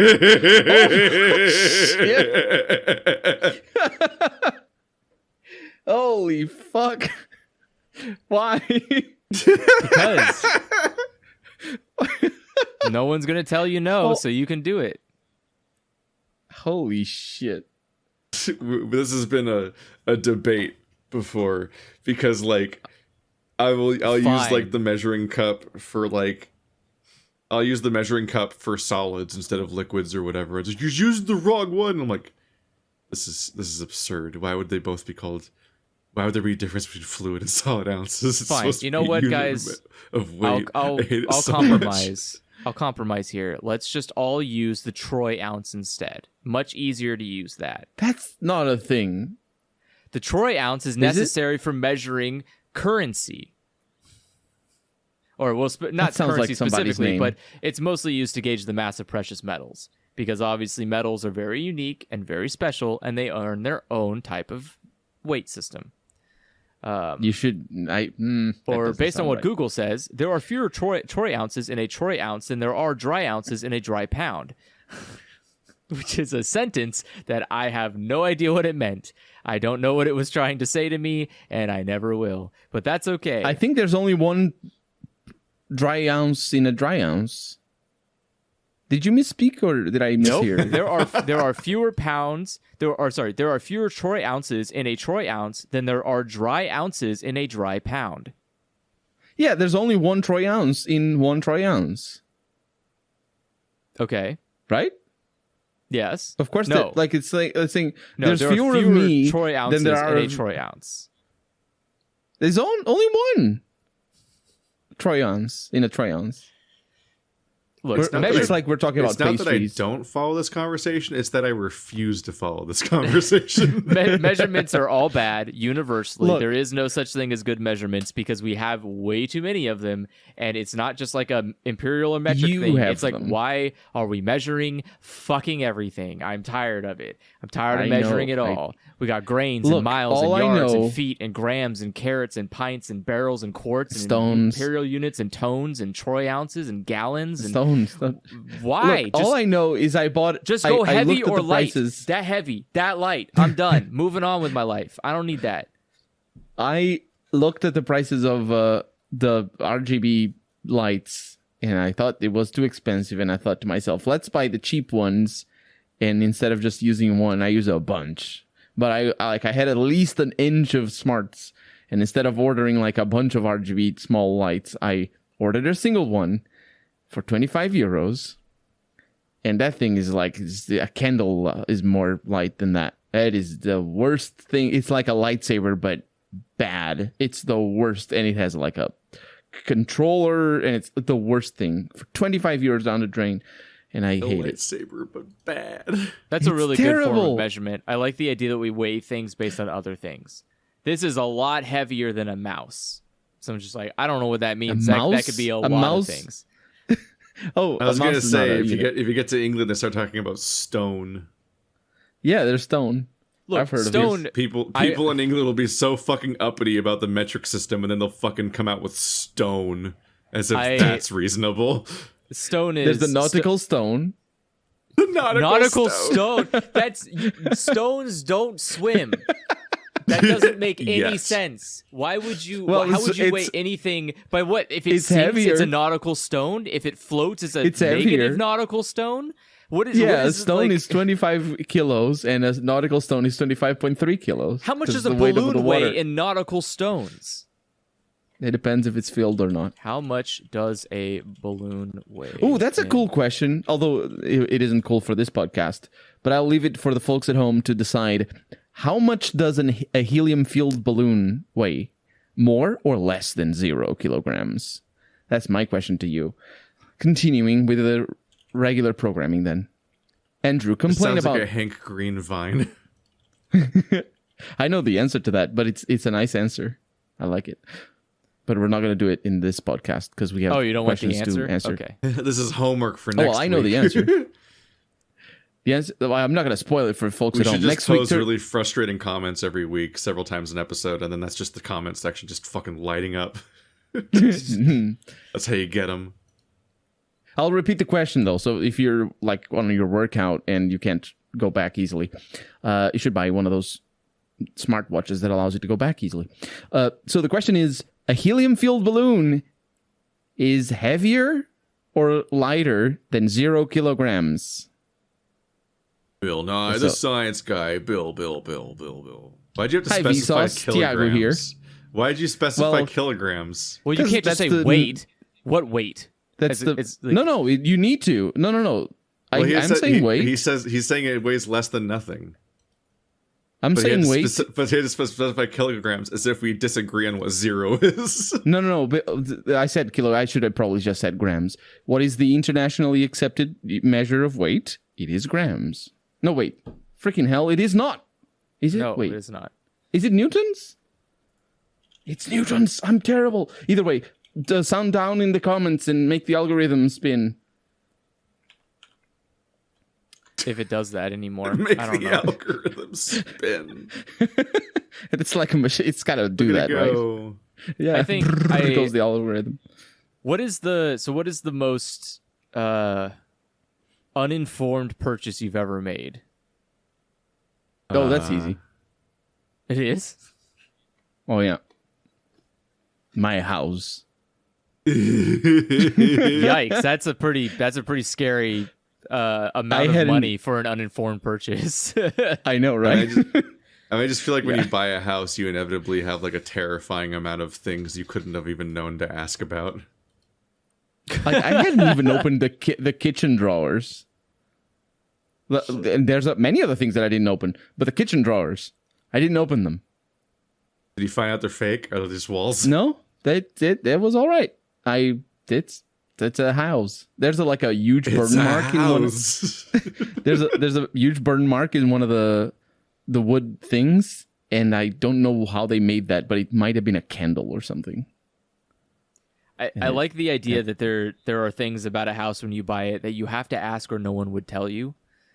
Like, yes. Oh, 100%. You have to know to ask. So good luck. yeah. I just like the idea that there's like someone comes into the house and looks and goes like, nah, I don't know, man. I don't trust this house. It's definitely got boogaloo. And you're like, what is the fuck is boogaloo? Yeah. It's like, you should ask if they have boogaloo in the house. And you're like, does this house have boogaloo? It's like, how the fuck? Who told you about asking about that? Yeah, it has boogaloo. That doesn't matter, does it? And you're like, what the fuck? What is this? Why are you so angry? anti-boogaloo? Yeah, it's like, what's going on 2020. here? Like, it's just like there's something God. about, there's always something in a house you can ask and it'll upset somebody. But like, how do you know about that? boogaloo And yeah, it police? does have that. And I'm not going to give you any less for the house because it has that. And you're like, what the fuck? What did I just ask about? What is this? Like, In my defense, it's only a 12-year-old house, so it doesn't have asbestos or molds or thank doesn't God. have a basement. as you And it's know, like you a didn't check. semi-detached. Yeah, did you ask? It's a Did you ask semi-detached. about asbestos? No, Then it's got asbestos somewhere in that house. It's gotta be some, yeah. And it's like a detached home, so I'm like, well, if the neighbors are still there, well, the house is probably not gonna fall. It's gonna be fine. The neighbors are still there. And yeah, it's just Have you That wa- seen the that wa- I neighbors? definitely- Have you knocked on the door of the neighbors and asked I if did. they're Real? still alive? Or are they There was cardboard cutouts behind windows? that was the first thing I Just asked. kind of going back and forth on a track. This is not Tonton. I that was the first thing. Like I agreed to go, see the house, and I think it was like 3:30 p.m. and it was 2:30, and I arrived at the neighborhood, had a little walk, and kept an eye out for the neighbors, and saw a lady that is going to be my neighbor now. And I asked her, "Hey, I'm looking to buy a house here, one of those houses, because there's two of them that were on sale at the time. One of those houses over there. Is the neighborhood nice?" I asked, and are the houses very loud, or can you hear the neighbors through the walls and stuff like that? And this lady was very nice, very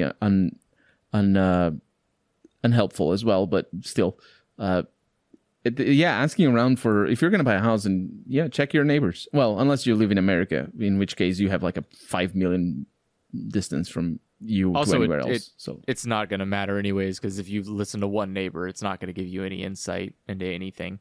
It's just That's you're just true, going to be but more it's- concerned about your neighborhood, because it's going to be like, yeah, everything's great. We have a Pollock every weekend. I know Bill and Sandy and Tom and Jeffrey. They're all great neighbors. I mean, we don't talk to Sam, but one Bill talks to and Sam, Sam's don't like, talk to yeah, Sam. you're like, well, what's wrong with Sam? It's like, no, I can't talk to you about Sam. I'm sorry. If I talk to you about Sam, we don't then I talk might get in about Sam trouble. either. Yeah, we don't talk about him. We don't talk to him. Just leave Sam alone. It's like, well, he's my next door neighbor. Maybe I should know about Sam. It's like, don't stop talking about Sam. I don't want to talk. And you're like, okay, you're not gonna like do that well is in like- this neighborhood, Mister. that is literally every Talking American about Sam neighbor, like that.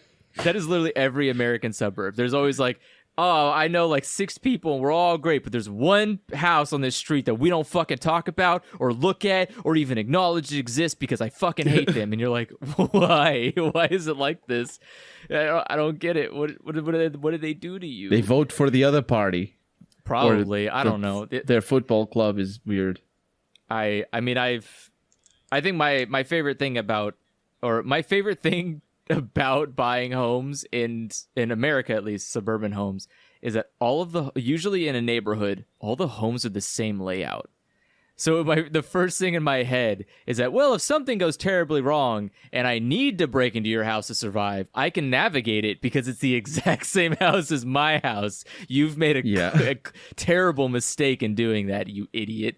And so it's like, that's always my... Navigating the house is not a huge, difficult thing when you're breaking into somebody's house. It is important. Have you played Fallout? It is so fucking annoying when every house is a different layout. I hate that. It's easy when it's the same layout because you go like, I know Fallout exactly. 3? Or every Fallout. It doesn't matter. Fallout New Vegas. No, Fallout 1 is fine because you see an isometric. Oh, that's true. It's true. But but yeah, like it's really great when you know exactly the layout of a house. Or if you go over and meet somebody for the first time, you don't have to ask where their bathroom is. You know where the bathroom is. It's your house, but just painted different and has different shit in it. But it's the same house. And then you open the door and you say, "Oh, you have a toilet here instead of a bidet," or vice versa. That is true. I would be disappointed by the state of an American bathroom, but it still doesn't matter. I still know where it is, and that's half the battle. That's crazy though. I'm in that situation though. Did you have someone go by and check the house before you bought it? Like you had a contractor or a inspector? No. Go through? It was just no. Just what? Nothing. Yeah, super uninformed. I told you. Wait. You really didn't have an inspector or anybody go through and check, like make sure electricity's None fine, whatsoever. that someone didn't like poop down the water drain, like nothing? Mm-hmm. Yep. Poop down the water drain. The market is a nightmare as well. Like I've been looking for a house since January, and I saw the prices go up by 10, 12, 15% since January, and not to mention the loan. What's the tax rate? Like not tax rate, like loan price thing. It's also going up. Interest rate. That's the one. Thank you.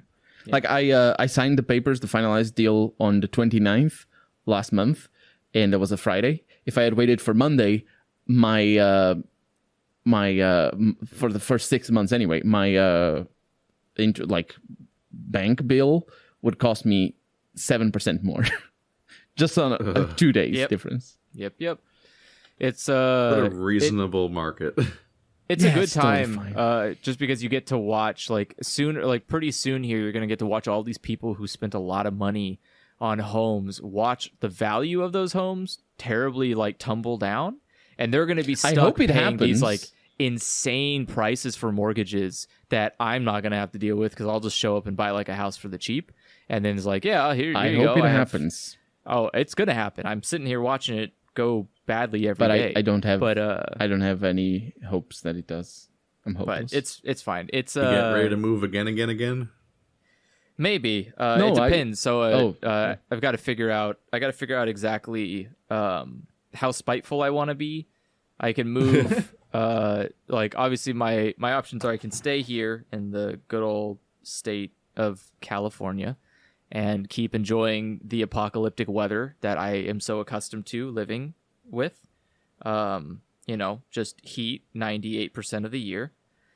Or I could move just a teensy bit up north, but I would have to sacrifice California-ishness. I don't know how to describe it. I have to sacrifice the part that makes living in California somewhat tolerable for a smaller town.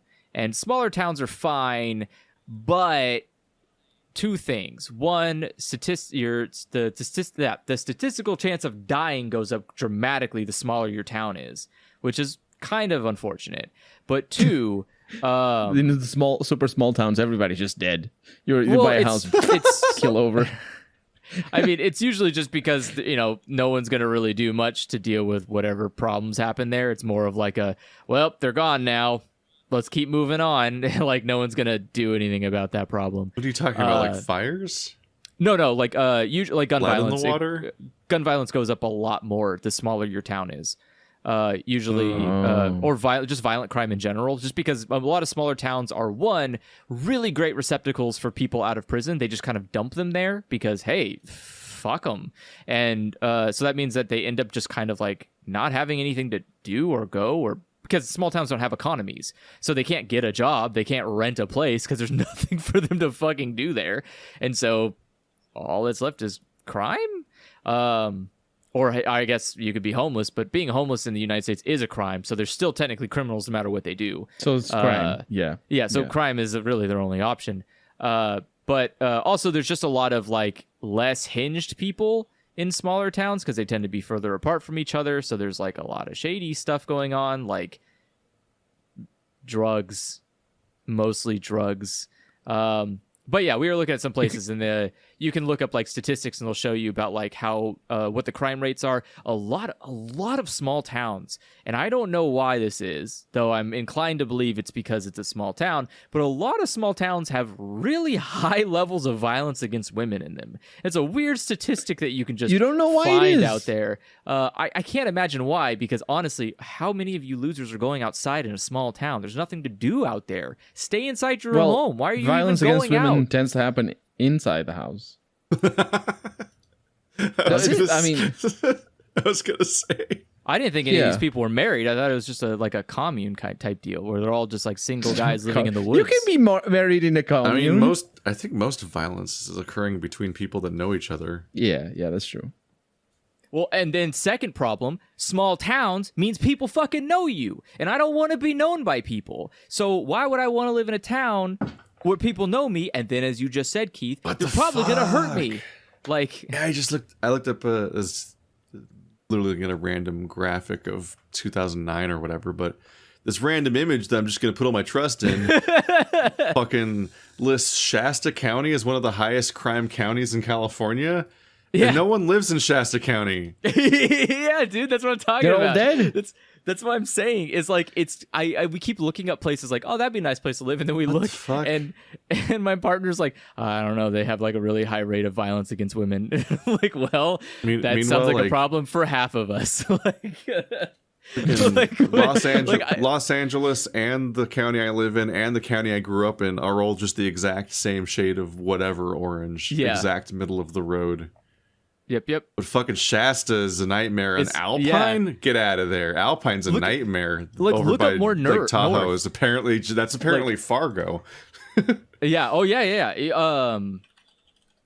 Is it Carson City? Is Carson City the one that's by? I'm trying to think. Sorry, Colonel. I know this is all really riveting information for you. I think Carson City's up north. I do not know any of these places. No, that's down south. What was I thinking about? I was thinking of crap. Which one is it? Where the hell? If there are Crescent towns City. in Fallout 1 and 2, then I know them, but otherwise these are too close to the coast to be in Fallout. Fallout 2 has coasts. Fallout 1 as well, I think. I don't think northern coast though, right? I don't think Fallout went up north in California. No, it's south.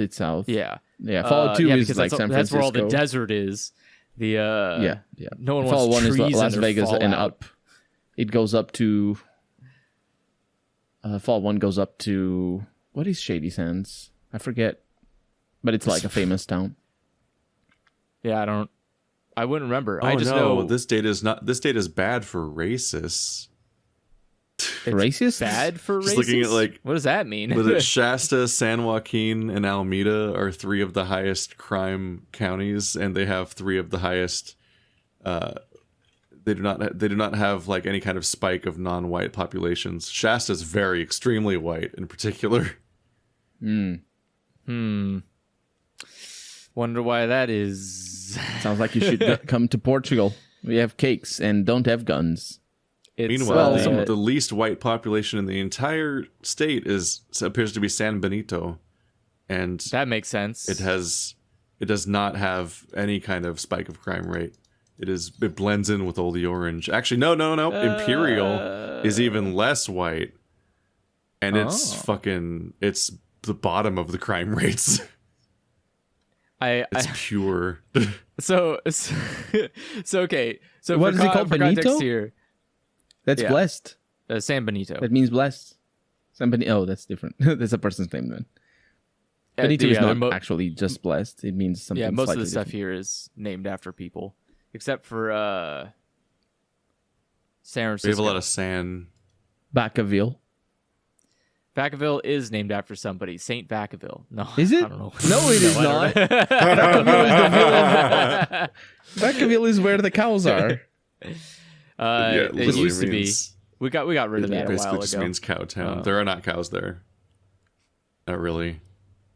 Oh, It's just actually, it strip is malls named now. after somebody. Oh, is it? Oh, there you go. Yeah, the Interesting. first Johnny one of the first Vacaville. close. His name is Juan Vacaville or Vaca. His name is Juan Vaca. I'm way there you closer go. than I thought I was going to be. Yeah. The His yeah, name it's was named- John Cow. John Cow.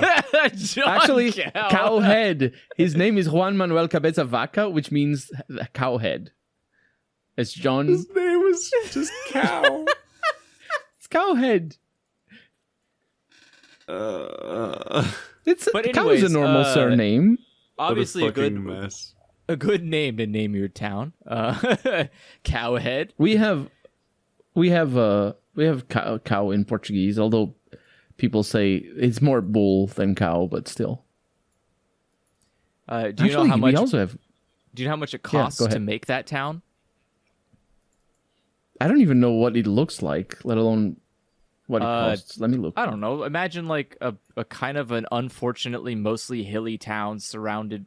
It's like imagine like a wall of hills surround you, and there's some flat land, but it's mostly like below sea level flat land, so it's kind of poopy like land to build on. But someone will make it work. It's fine. There's buildings, and then there's downtown Vacaville, Fiesta Days, Memorial Day weekend. This is There's four. This feels weird. What is this what a conversation? Sorry, Vacavillians. We. I never thought I'd hear Machiavellianos. Colonel say Fiesta Days. Yeah, right. It said what a weird. that. Just hearing that out loud is a weird thing to hear. Just like Wait, is it Just a thing? unbidden. Just this dude in Portugal is just like, I'm just going to talk about your childhood town now. Let's look up, let's look up the local events. Fiesta Days. Do you feel targeted yet? Fiesta Days is just like, so we have this really unfortunately kind of half shitty park that's mostly on a hill. And what we do is we get all of the people who own food trucks in like the county to come by and park in the park. And then people can go by and buy food from them if they want, I guess. But most importantly, there's a concert hall thing usually, and someone's playing music. I don't know who it is, and I don't know where they come from, but they are playing music there. And downtown Vacaville is mostly just bars, restaurants, and bar restaurants. And so One-way roads. and one-way roads. And so you can just go down there and just eat food and drink beer, and go to the park and eat food and drink beer, and then like go look at some modern art that's sometimes in the park, but usually it's just like this really ugly piece of metal that's bended weird. And then you could also go jump into the stream that's down below that doesn't really exist anymore because it's been too hot. Or you can go look at a I was post going to office. say, are you talking about the dinosaur park? No, I'm talking... What? Yeah. It was a Dinosaur Park. dragon, Yeah, wasn't yeah. it? It's a dragon, Shit. yeah. Yeah. Yeah, It's just that's a big stone dragon in a park on top of a hill. Oh, I see And the there's just picture. and then there's just a big What's that park grassy called, hill. Colonel? where everyone has I to don't sit know. down to watch fireworks. Go look at its name. What does it say? It's images. What is the name of It's that park, images. Colonel? I don't know. Visit Vacaville.com. No. That's What? the website. I Are don't you know. on I'm map? on, Are you on like. Now I'm just on Well- images looking at Vacaville, California. Oh, yeah. Sorry. Well, that park is named Andrews Park. So I remember Oh. now. that Let is me my see if park. it's referenced here. It Yeah, is. You got The it. creek walk at Andrews Park. Walk across the Exactly. bridge on the corner of Davis and Main, and you'll find yourself Got in him. Andrews Park. Wow, this dragon's way small. This dragon's so much smaller than I remember. I have not been there Because since. It is very you were a small. kid. Like, Yeah. There's a little kid on top of the dragon. That is, yes. It's probably It's not a big dragon. So let's see. Well, let me look it up here. Let's look up Vacaville here on my favorite website now. To It's just visit noteworthy lately. because it's one of those big wooden parks that has like a whole like castle to run around in. Yeah, it's a pretty good park actually. If it's still there. So for comparison, we were looking at places to live. One of the places we were looking to live is Crescent City because it has a lot of work opportunities for my partner. I can move anywhere in the world, so it doesn't matter to me. But she obviously has to work physically at places, and so it has opportunities for her Imagine. to work. God, and so we were Not looking at working Crescent from City home. because we like trees and we like water, and it has both of those things, and that sounds nice. But the violent crime rate in Carson City is 11.99%. So per 1,000 residents. That can't be. Right. And so it's 0.0199%. Yeah. So if we're being generous here, based on this website, my chances of becoming a victim of a violent crime are about 1 in 83, which is, for 1,000 residents, is not very great. Wait, 1 in 83? Yeah, 1 in 83. So it's it's more than 1%. Holy crap! Don't go there, man. Do not. Unfortunately, so it breaks it down too. So unfortunately, it's robbery is number 1. Makes sense. Robbery's pretty easy. Not going to work for me because I'm home all the time. So you can't rob somebody who's never gone. No, that's worse though. It's kick your butt. You do not want to rob somebody who's home because that is a huge gamble. You're throwing, especially in America, that's too much of a risk. Think of it like animals. Animals don't want to attack a prey that may hurt them back. They usually want to go after something that is pretty easy, like an abandoned or like a home that isn't there because someone has to go to work or something. Why would you rob a house with someone in it when you can just go next door and just break a window there and no one will ever see it? But yeah, so anyways, the point I'm making is that it's the violent crime comparison here is like 11.99. The average, the national median for California is 4.4. That's still so high. It is. Vacaville is 2.4. So, that's not good for Carson City or Crescent City. I don't think I want to live in a place with that kind of high violent crime. But the more you start looking at smaller cities in California, the more that number seems to be consistent. And that's unfortunate because I would like to not live in a major city for a while, maybe just be away from whatever people call this living, I guess they may try to lie and call it, but it's not really good living. It's very unfortunate. And I would like to be away from people, and apparently that just becomes more of a risk to my life. And so it has been fun trying to. And so that going back to the point of buying a house without any knowledge, we have been looking extensively into trying to like figure out everything before buying a house, like what kind of crime there is, and what kind of house we're looking for, or what kind of property property taxes you'd pay and stuff like that. And it's not great. It would be nice if I could just be rich and say, like, I want to buy a big house on a big hill, and then I want a big fence around that house with a lot of big guns on it, and then nobody comes in. The end. I think you hit the nail on the head, though. I think being away from people is what makes it dangerous. Like downtown, like there's unless obviously there's this is just a matter of trends and stuff. But when you have you'd probably not want to commit crime around a lot of people watching you, right? It's not usually good for your success rate. Like it's easier to commit crime when no one's around. Exactly. Yeah. Yeah, and so it's just a hard part of trying to. I mean, I don't know. My main goal is like I don't feel like I should live someplace if I need a gun to live there. And I don't think I've ever had that feeling in any cities I've ever lived in. Some people will be really, I mean, I will, sorry, to preface this, men will often say that they feel as if they need weapons to live in certain neighborhoods and stuff, to which I would say, LOL, doubtful. It's very unlikely that you actually need a weapon to live in most neighborhoods in a city, unless you're like actively a problem for local residents. I don't think most people are going to actually give a shit about you. Most people are too busy trying to struggle to survive as it is that they're not going to even focus on you at all. Obviously it's different for women because a lot of factors there. So usually just have a weapon in general, because as far as I can tell by crime rates, it seems to be for you specifically. I don't know why that is, but boy howdy, is the numbers always higher when it's related to females as the victims. Seems like a really problem we should solve. But yeah, so like I don't like the idea that I have to, like, if I live somewhere I might have to consider home defense options, and I don't really want to do that, because then I'm gonna have to be like, then I'm gonna have to research it, then I'm gonna end up doing like Rick Sanchez level stupid shit. I'm gonna have like homes that have doors that are actually just pits into fire lava buckets or something, and I'm gonna have like a Home Alone house. And I don't want to live in a Home Alone house, but if it's the only way to stay safe, then that's what I gotta do. I'm looking at pictures of Crescent City, and it does look very nice.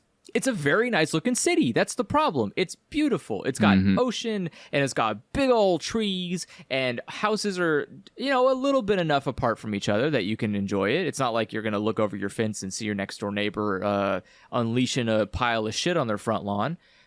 It's got some distance. It's got greenery. It's got water and a lot of cute little small town stuff. But again, it's just, for some reason, a lot of crime. Yeah, I think it might be, the statistics might be skewed as well. Well, I mean, obviously it is a lot of crime. That does look like the numbers that are just more than just skewing anything. But the fact that there's fewer people means that any crime is going to be more significant. And again, if there are no like social programs that allow people who don't have a job or don't have a way to feed their family to actually not have to resort to crime, then yeah, it just would drastically increase that number as well. Yeah, and I mean, it's, you can look it up and see that obviously, just like most crime statistics, as time goes by, it usually keeps going down, right? Like as you, especially California, as we continue to have more access to things that people need so they don't have to resort to doing crime or whatever, the further the crime rate goes down. And so it's not, it's just the like, well, am I willing to take the risk for potentially 10 years in the future, the city being like super, super safe? And it's also obviously like looking at the statistics is not necessarily just like violent crimes. Like there are a lot of violent crimes, but there's actually like, you're more likely to get robbed. Like someone's more likely to break into your home than they are to kill you. I guess violent crime covers a lot of other stuff, but you're a lot less likely to endure violence as a crime than you are to just have your home robbed, which again, that's why I say like, I don't want a Home Alone style house. I don't need like, I don't need a weapon to go outside and like fight my neighbors or whatever in like a Fortnite battle, but it's more just like making sure my home isn't susceptible to robbery. And obviously I go places, I leave my home at times, on rare occasions I do, and I don't want to have to like in the back of my head be sitting there thinking about like, well, do I need to own, do I want Amazon to hang out in my house all day so it can tell me when someone breaks in, so then I can call the police, who then tell me like, well, we'll try to get over there in time, but like, low priority and all that. Got a lot of violent crime here in Crescent City.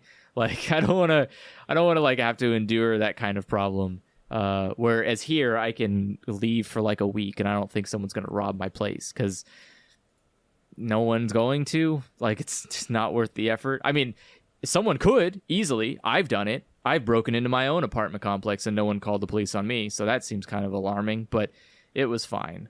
It's just the way it is, I guess. This might be a personal question, so no pressure. Do you not have insurance for? Yeah.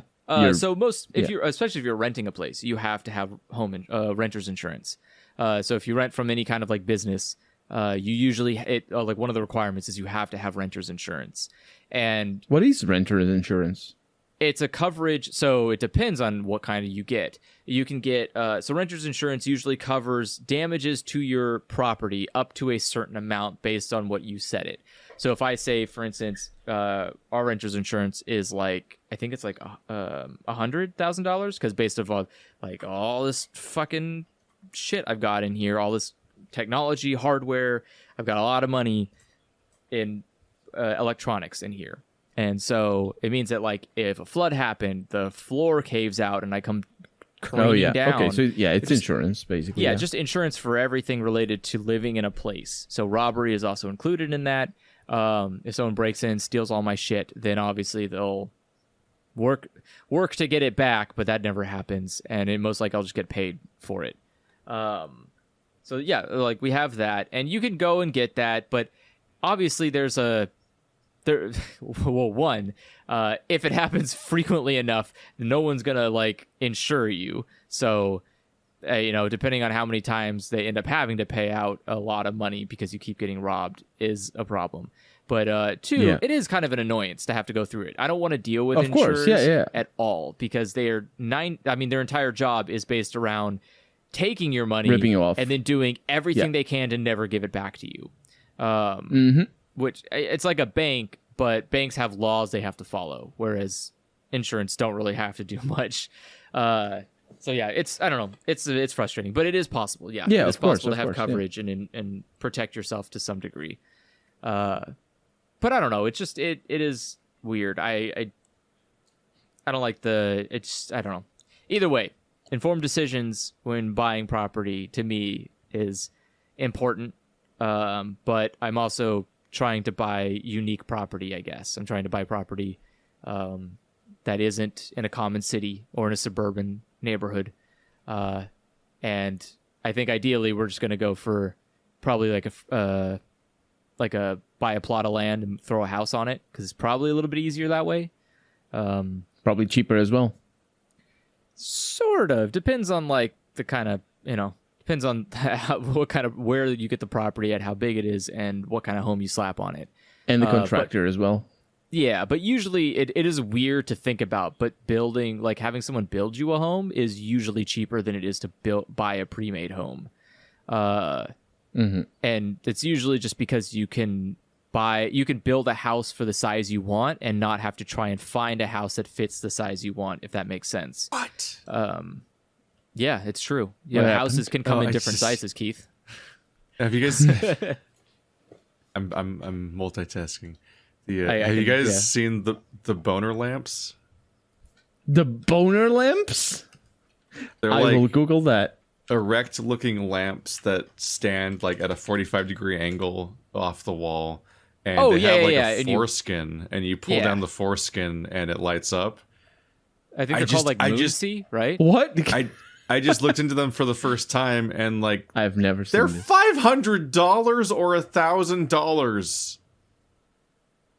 Well, or $2,000. They're amazingly expensive. But they have spikes Holy on them, shit. Keith. I'm not going to pay anything less. I looked it up for the meme, and I'm like, Jesus Christ, down with the bourgeoisie. They're boner lamps. Yeah, I mean, you can probably they do, make them.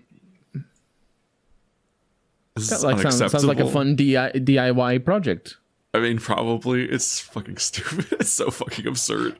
I can't believe this. It's clearly art. The guy who made it is an artist. The whole point. I was gonna say this. The page, the top of the page has 3 tabs: artist, works, and contact. Like this is performance art or something. My brain hurts. Anyway, I should probably answer the question that I asked 2 hours ago. Do it. What's your? How do you make a shit? I have to remind myself of the question a little bit. Good question. It's so I find so that this, what I found interesting about the question is that like it's heavily dependent on what the fuck you mean by a project. Because like my job part of my thing, like I just go, so it's like okay, just do the let's plays, and it's like well, I never finish the project that is having a let's play channel, so it very much is just like a daily quota thing. It's like when there was the original like not necessarily question, but the implication of like how do you get all this stuff done, or how do you run this channel and all that. I have to. I just tell myself I have to do it, and so I just have like a minimum that I constantly just have to keep up with. So it's like I got to do this much per day, and if I don't get that much per day, then I got even more done tomorrow. Or like I just have like I just keep a quota on my map of like how much. I mean, on my map, I keep a quota on my calendar of how much stuff there is that needs to be done in a given week. And if I fall behind and get not enough done one week, then I have to get even more done the next week, and so on and so forth. As far as like personal projects like practicing art or writing and so on, and trying to work on these video essays, which is the writing, but also maybe like part of me wants to get into fiction and stuff like that too, and so on.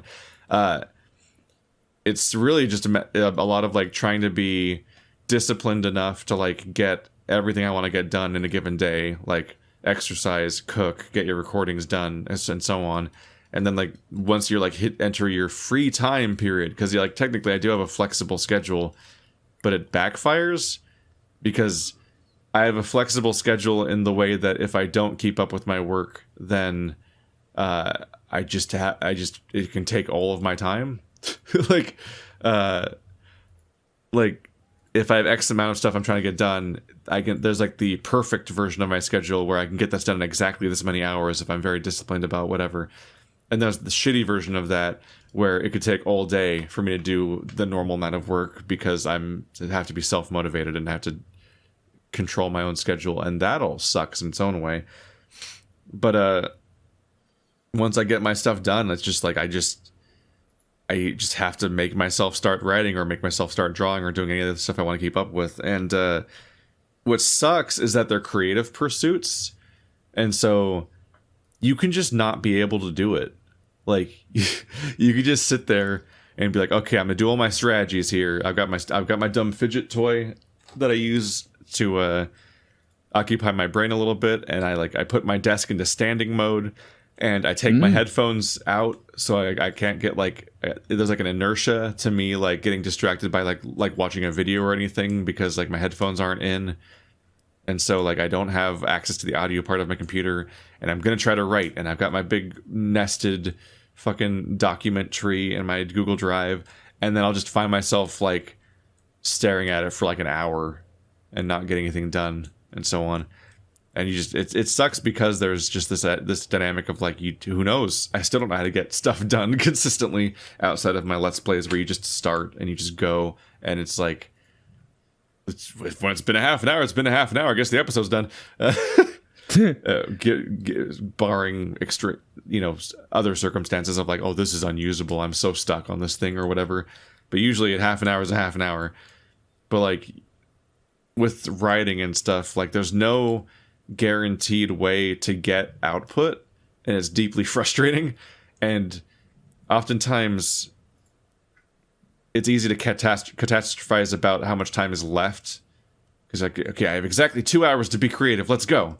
Like the moment this podcast ends, I'm going to be like, okay, it was going to be 3 hours. It's quickly becoming less than 3 hours until 7 o'clock when we do Final Fantasy 14 stream. Like that's my goal. Is I'm going to try to eat something real quick. I'm going to try to write, and we'll see if I can do it. And in many cases, there's like this ticking. Basically, all the time, there's this ticking like end point that I only have this much time to be productive, and that is its own stressor of like getting in the way of creativity. As you're thinking about how inefficiently you're using your time, and you're like, this was my one chance today and I'm wasting it, and so on, and that kind of stuff all sucks in its own way. And you're also chipping away at a weird goal where there is no specific form in which it's done. You don't know when it's done or when it will be done or how far you are in doing it, or whether or not the entire project's even a good idea, or if you're going to throw the entire thing away after weeks or something. It's a very strange process. But in that way, yes, I do find it better to have multiple parallel projects, because basically like you want to have that sense of accomplishment or feel like you're working on something or working on yourself. And if you sit there for a half an hour just doing nothing because you clearly just can't deal with this one thing today, then you can pivot to the other thing. And so it's like I have days where I just no words are coming. I have no idea where I'm going with this section. I'm not getting any writing done, so I'm just gonna pop out my iPad and draw, and then I'm drawing on my iPad instead. And speaking of which, that was the one exception of the whole technical discussion thing, is that I did put out a Twitter thing where I just asked people whether I should get an iPad or a Cintiq, and like what's different about them, and why I would want one or the other, and so on. And a bunch of talented artists all gave their opinions, and they were all completely understandable and like very clearly comprehensible answers that I were immediately like, oh yeah, that is a thing I would or would not value, and so on. And that was like, I have basically never discussed any form of hardware and put it out to people like that and had that happen, where it's like I have like a dozen pieces of clear feedback that are all comprehensible and have affected my choice, and so on. And you made the right choice by getting the iPad, I think. I do like the iPad. I did want the Cintiq to some extent, but like it was like, you can still get it. Yes, I mean technically, but one of the big differences between them that's interesting is that something I didn't know to even think about is the idea that apparently the Cintiq has lag. Like a lot of drawing tablets have like a lag between when you do the gesture and when it actually like happens in the thing. It depends. It depends. It's only yeah. And the iPad It's overly exaggerated. You wouldn't notice it unless you were like using Photoshop all wrong. Because Photoshop is a setting. See, immediately I put out an opinion. Everyone's like, I actually, and then now it's like, well, motherfucker, I already bought it. I don't need new opinions. No, you made the right choice. The good thing about the iPad is that. Yeah, iPad's a much better decision for, especially. It only for costs like, twice as much. Yeah, but it's I would say like for what you want to do with what you want to do with drawing, an iPad is going to be a much better decision than like the Cintiq would be. A Cintiq is nice, and it is like I have my little like X Pen tablet, and it's fantastic. XP Pen. You mean? Oh, XP. One of the upsides was also the fact that the medium or small Cintiq or whatever is larger than the supersized iPad, and there's an even bigger one, but that one's like fuck you big. Yeah, it's really big. But the downside is it has to function as another monitor, so you'd have to definitely have space for a graphics card and so on. But also, you're also tied to a computer your desk, which means like that's the biggest Cintiq problem. is now like a new piece of hardware hovering around your desktop at all times, and it's just you got to figure out where that goes whenever you're not using it, or like what kind of crazy arm is it going to be on, or like where is it going to go, like. I already have two monitors, a vertical one and a horizontal one, and then under one of my monitors is my mixer, and to the right of that monitor is my printer, because it's on my fucking desktop, because I can't make the cable reach anywhere else in this room, and like, and you know that's the full dimensions of my desk. Like to the left of that is my tower of video game consoles furniture, and like where would the Cintiq even go most of the time? Exactly. My iPad goes on a very lo-fi, by which I mean like it's a silly piece of wooden thing. It goes on this wooden stand, and the stand literally just has a series of pegs under it, and you just change which peg the leg is in to change the angle of the entire like thing, like what angle it's like standing up at, from like 10 degrees to 45 degrees or whatever for your like tilted surface. And if you want it out of the way, you just pick up the whole thing and you go put it somewhere else. Yeah, it's not attached to anything. You know why? It just lives in the corner over there. You know why or one of the biggest reasons why I wanted to make my custom desk was because I got a 13-inch Huion tablet, and I immediately bumped into the realizations of, I don't have a desk all for the this time, even when I'm not using it. Like right now it's in front of me, but I can't use it very easily. I need like it's not easy. I need like a proper desk arm for that. And I don't have room for that.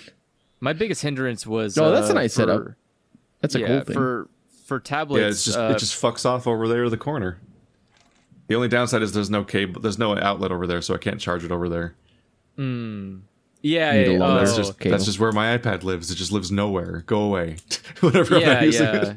No, that's the problem. That's like one of the big issues I have with mine. Is I love mine, but I ended up having to get like this custom case made. Because one, it doesn't come with a case, but I had to like get a custom case made so I could store it places when I'm not using it. Because it's a whole ass monitor, and so obviously I'm not like it doesn't need to charge, right? That's what's nice about it. You don't have to charge a tablet. You just plug it in and it's ready to go. And so I could just keep all the plugs plugged in or whatever, have that attached to my desk so I can always easily access it, and then I just put the tablet into a little case, like a protective foam case for it, and then just slide that into my shelf, and then now it's just gone. It's hidden. But I just don't have the desk room.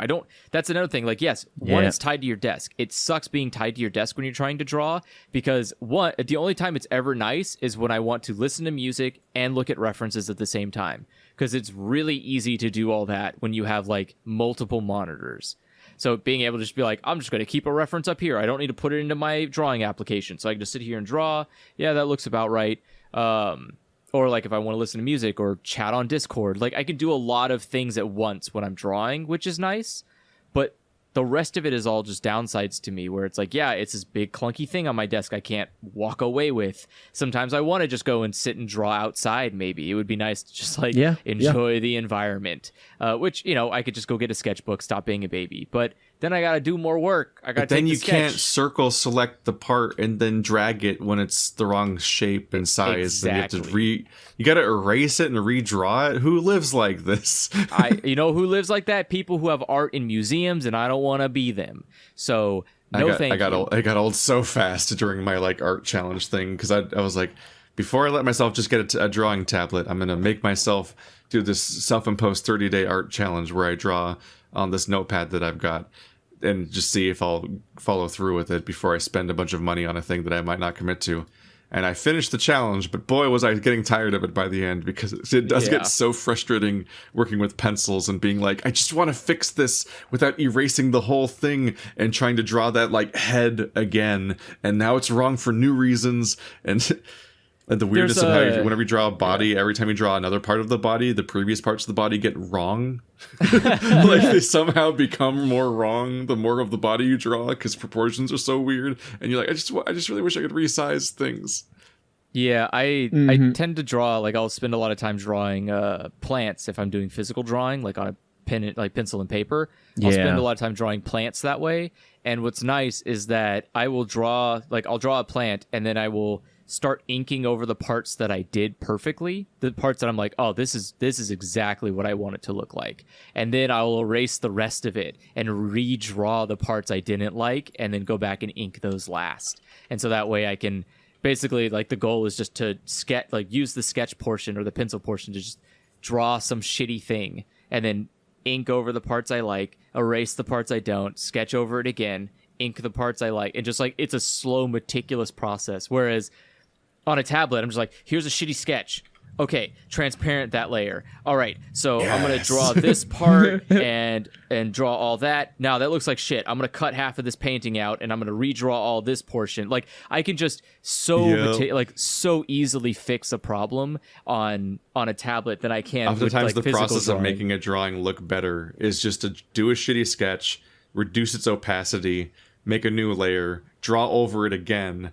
And then you can just take that layer and reduce its opacity and draw over that one again, and you can just be like, we're gonna keep iterating until this finally looks right. And that's why my sketchbook is vegetable paper. Is it called vegetable paper in English? Architect paper? Like paper you can see through, essentially. Yeah. It's I think it's called tracing paper. I repeatedly, when I was drawing in my book, I was like, I miss that light table we had in my graphic design class in high school. Because the light tables are good. With a light table, I could have layers with paper. There's a desk at Michael's you can buy that's set up specifically for that premise. So it's like half of it is a regular desk, and the other half is just like, oh, I'm gonna pop this desk open and put a light underneath it and like get to sketch it. I'm like, oh my god, all right. Or even all you really need is you just need any kind of table that has a glass part. And then you can just put a light under it. Mm-hmm. That's true. Your light table could be your phone, as long as you just have something glass to put something on. But anyway, this has been another podcast. We did it. We did it? No one has been able to stop us yet. Well, incredible. They were able to. They chose not to. Oh boy! What? I just looked at OBS and realized that your guys' audio was not recording this entire time. You better not screw it up, Andrew. So hopefully everyone's files work, and also I have to figure out how to sync this up based on hopefully somebody else's recording, because I have no sync. Because Andrew records everything, right? I do also record everything. It just has to arrive this time because it doesn't always arrive, and then I just use my OBS instead. I'm like, oh, whatever. I will make sure it arrives, because obviously we don't have. Anyway, see you guys next time. Sorry for giving some of you a slight background stress of the idea that I talked about my closing window to try to be creative, and that's eating into right now. I'm gonna go do that now. I'm gonna go try to write. Do creative things.